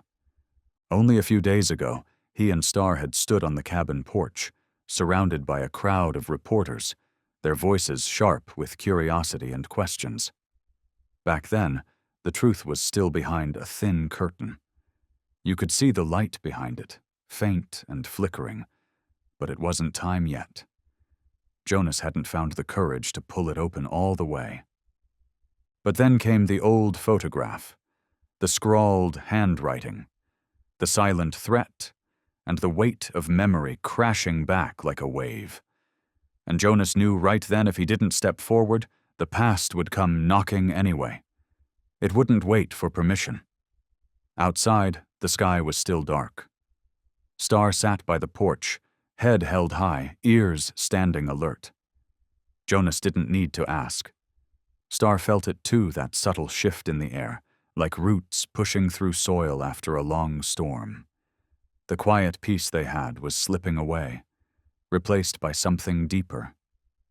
Something old. Jonas wasn't afraid. Not really. What he felt was closer to a reckoning, like someone who once owed a debt, and now had nowhere left to run. He sat at his old desk, fingers moving slowly across the keyboard. The first name he typed was the one that started it all. The name of the organization he once worked for. The place where dogs were numbered, not named. He dug through the dusty files again, flipping through yellowed papers that were supposed to have been erased from the world. Code numbers, intake dates, behavior charts, brief notes without signatures. And then, tucked between the pages, a photograph. Faded, grainy. Star locked in a cage, staring at the camera. Not scared, not hopeful, just empty. That moment from the other night still haunted him. The old black and white photo, the scribbled words. It wasn't just a memory anymore. It was a call, and Jonas could no longer meet that call with silence. He began pinning the documents to the wooden walls of the cabin, one page at a time, slowly turning the space into something that looked like an investigation board. The kind you'd see in a film, where every thread led back to something buried. The walls started filling up with paper, each sheet a fragment of a forgotten truth. Outside, the early wind slipped through the pine trees, seeping through the cracks in the cabin. The sound it made was strange, cold, almost whispering. Inside, Star watched him quietly, not barking, not pacing, just watching, as if each page Jonas hung was something Star already knew, but could never say. In that low light, Star's eyes weren't lost anymore. They held something steady, a silence that wasn't defeat, but deep companionship. Jonas sorted the files.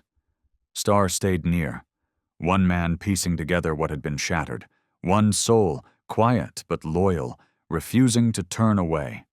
Inside that small cabin, the truth was starting to take shape, and Jonas knew now that he couldn't close that door alone. When he posted the first story, not under his real name, but with a made-up one, the response came fast. Some confirmed what he wrote, others added names, and some messages came from the shadows. A quiet promise, sealed by the forest, beneath a sky that had finally let the truth begin breathing again. Jonas knew deep down that what just happened wasn't just a conversation with an old ghost from the past. It was a bell tolling in the distance, shaking loose a truth that had slept far too long. The forest in front of him no longer felt like a place to bury secrets. It was something else now. It was an entrance, a threshold to something not yet born but waiting, a journey of reckoning, of renewal. And Star, without saying a single word, had already chosen to walk that path with him. This time Jonas wasn't going to run. Not anymore. The message came in at 3 a.m. No sender. Just one short line. "If you won't speak, we will." Jonas stared at the glowing screen. That cold blue light washed over the stubble on his face, casting long shadows across the exhaustion etched into every line of him. Only a few days ago, he and Star had stood on the cabin porch, surrounded by a crowd of reporters, their voices sharp with curiosity and questions. Back then, the truth was still behind a thin curtain. You could see the light behind it, faint and flickering, but it wasn't time yet. Jonas hadn't found the courage to pull it open all the way. But then came the old photograph, the scrawled handwriting, the silent threat and the weight of memory crashing back like a wave. And Jonas knew right then if he didn't step forward, the past would come knocking anyway. It wouldn't wait for permission. Outside, the sky was still dark. Star sat by the porch, head held high, ears standing alert. Jonas didn't need to ask. Star felt it too, that subtle shift in the air, like roots pushing through soil after a long storm. The quiet peace they had was slipping away, replaced by something deeper, something old. Jonas wasn't afraid. Not really. What he felt was closer to a reckoning, like someone who once owed a debt and now had nowhere left to run. He sat at his old desk, fingers moving slowly across the keyboard. The first name he typed was the one that started it all. The name of the organization he once worked for. The place where dogs were numbered, not named. He dug through the dusty files again, flipping through yellowed papers that were supposed to have been erased from the world. Code numbers, intake dates, behavior charts, brief notes without signatures. And then, tucked between the pages, a photograph. Faded. Grainy. Star, locked in a cage, staring at the camera. Not scared, not hopeful. Just empty. That moment from the other night still haunted him. The old black and white photo. The scribbled words. It wasn't just a memory anymore. It was a call. and Jonas could no longer meet that call with silence. He began pinning the documents to the wooden walls of the cabin, one page at a time, slowly turning the space into something that looked like an investigation board. The kind you'd see in a film, where every thread led back to something buried. The walls started filling up with paper, each sheet a fragment of a forgotten truth. Outside, the early wind slipped through the pine trees, seeping through the cracks in the cabin. The sound it made was strange and cold, almost whispering. Inside, Star watched him quietly, not barking, not pacing, just watching, as if each page Jonas hung was something Star already knew but could never say. In that low light, Star's eyes weren't lost anymore. They held something steady, a silence that wasn't defeat, but deep companionship. Jonas sorted the files. Star stayed near, one man piecing together what had been shattered, one soul, quiet but loyal, refusing to turn away. Inside that small cabin, the truth was starting to take shape. And Jonas knew now that he couldn't close that door alone. When he posted the first story not under his real name, but with a made-up one, the response came fast. Some confirmed what he wrote, others added names, and some messages came from the shadows. From places Jonas never expected, the responses began to arrive. "I used to work there. I still have a copy.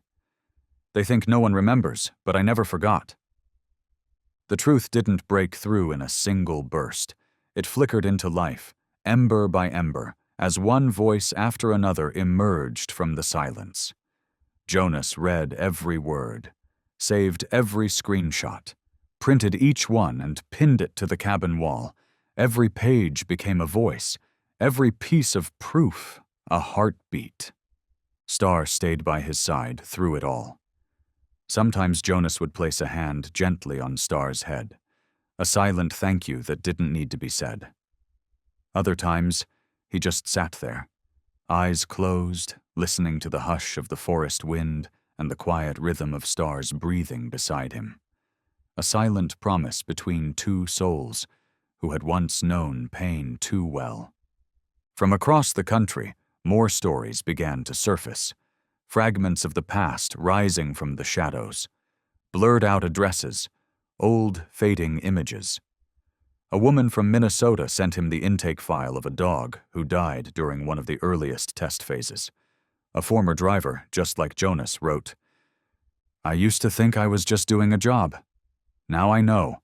I was quiet for too long." Jonas began to map it all out, every date and detail, arranging the pages by time.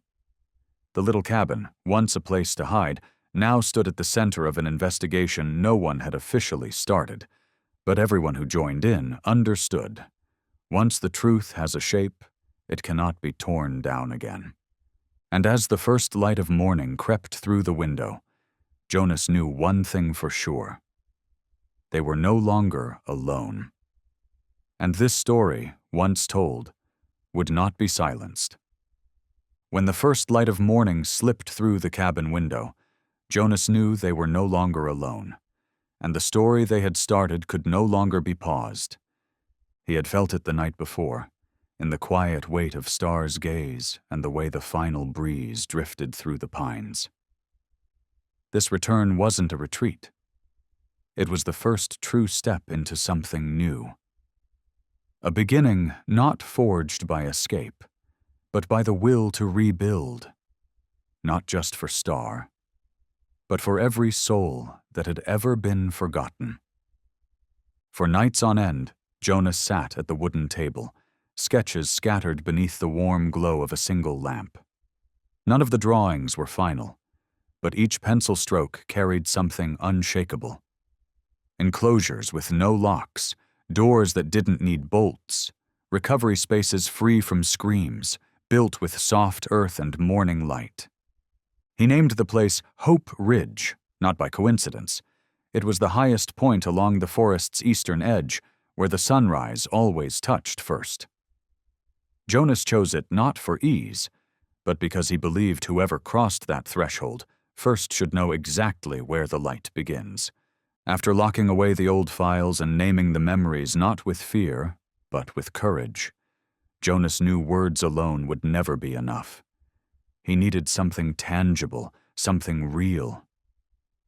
So the next morning, while the fog still curled along the trail, Jonas and Star headed east toward the ridge where day always begins. When Star stepped onto that patch of earth, there was no ceremony, no crowd, no camera lens waiting to catch the moment. Just Jonas, a faded backpack, and a pair of worn hands holding a shovel. Star didn't hesitate. His ears stood tall, his eyes scanned the stillness. Then he looked at Jonas, not asking for direction but offering quiet affirmation. This place was right. Jonas marked the land with wooden stakes, stretching a fence that defined space but never trapped it. He raised a modest A-frame shelter using bamboo and repurposed oilcloth. After each section was built, he would sit beside Star, hand resting gently on his back, as if seeking wordless approval from the first one to call this place home. As the shape of the land slowly emerged, the wind softened. Birds called to each other in the treetops, their songs no longer drowned by hammer strikes. Star lay stretched across the clearing, eyes barely open, ears still attentive. The first sunlight filtered through the branches and settled between Star's front paws, as if even the sun had come to acknowledge him. Not a coincidence. But a moment the world had quietly waited for when a creature once hidden in the shadows became the soul standing at the gate of a world without cages. A world where the door didn't lock behind you. It opened for you. And it meant welcome. That morning, no one called. No one gave notice. But Star woke earlier than usual, his eyes fixed on the winding dirt road that led to Hope Ridge. Jonas, standing by the stove pouring coffee, glanced out and caught that familiar posture in Star's stance, not fear, not excitement, just a quiet attention, like he was listening for the echo of an old promise. By noon, an old silver pickup pulled up at the bottom of the hill. The door creaked open, and an elderly man stepped out. Behind him came a smaller figure, a little girl, maybe 10 years old. They both stood still for a long moment, just looking. Not walking forward, not speaking. As if trying to decide if this place could possibly be real. Jonas stepped outside, Star by his side. The wind carried a hint of fresh grass between them. The man said nothing. He just stared at Star for a long time, then leaned down and whispered something to the girl. She nodded, then slowly approached the unlatched gate. It didn't creak. It didn't swing. It simply stood there, offering no resistance, no demand. The girl looked at Star, then turned to Jonas. "Can I come in?" Jonas didn't answer with words. Star did. He stepped forward and gently touched his nose to the girl's hand. That one gesture, soft, simple, was enough to undo something heavy. She burst into tears, not out of fear, but because, for the first time in months, she didn't feel like a burden. They told Jonas later how she'd survived a fire at a refugee camp, lost her parents, lost her voice. Since then, she'd been shuffled from place to place, each stop met with locked doors and hesitant stares. But not Star. Star didn't ask questions. Star didn't flinch. He just curled up beside her every night and breathed. Jonas understood that gentle touch at the gate wasn't just an invitation. It was a beginning. He set aside a small corner for her, close to the herb garden, where the morning sun reached first and the soil was soft, the kind of place roots could settle again. Each day, Star followed her to the garden. Sometimes he simply watched. Sometimes he pawed at the dirt. Sometimes he just lay by the daisies, eyes half closed, ears tuned to the world. From a distance, Jonas watched as her feet pressed gently into the soil, her hands planting tiny seeds as if rewriting a new language, one that didn't need words, just presence. One afternoon, as Jonas passed by, he saw her whispering something into Star's ear. No one else could hear it, but Star's tail gave a soft wag. Then he tilted his head, like he understood. That moment wasn't just a conversation between a child and a dog. It was a promise that from now on, neither of them would walk alone. And from that moment, Hope Ridge had one more vow stitched quietly into its soil. At twilight, with the sun casting a soft gold across the rooftops of Hope Ridge, Jonas sat on the front step, herbal tea in hand. It had been almost a week since Star had stepped out of the forest beside him to begin something Jonas had never dared name before. A home. And something had shifted since. Hope Ridge no longer felt like a place to hide broken things. It felt like a place where healing happened simply by being. Star rested to his left. The little girl sat to his right. No one spoke, but in that silence, it felt like all the broken pieces had finally found somewhere to rest. From the distance came the sound of footsteps, soft, steady, unhurried. A woman appeared, her silver hair tucked behind her shoulders, a fabric bag slung over one side. She walked straight up to Jonas and handed him a faded photocopy. "I think the girl could stay," she said softly, "but she'll need a guardian, and I can't think of anyone more fitting than you." Jonas looked at Star. Star didn't move, but his ears folded back. Then Jonas turned to the girl. "Do you want to stay?" She nodded. Then, for the first time, with a voice so small it nearly disappeared into the wind, she whispered, "I don't want to go anywhere else." That night, Hope Ridge didn't lock its gate, but this time the gate wasn't just left open to let someone in. It stood as a quiet truth that some wounds don't heal with medicine. They heal through presence. And Star, the quiet warrior, lay there still, eyes on the dirt road. Not to guard, but to welcome. That's when a journey ends, and a real home begins. Sometimes healing doesn't begin with words. It begins with presence, with one gentle touch, one look that says, "I remember, but I forgive." Jonas and Star's story reminds us that even in the deepest silence, where shame, suspicion, or betrayal once lived, redemption can still grow. Whether you're someone who's been accused without proof, or someone carrying guilt from a past you can't undo, know this: you are not alone. If you're living under the shadow of doubt or betrayal, take a breath. Before reacting, gather your truth. Protect your peace, and if you need to, speak up, not to prove yourself, but to free yourself.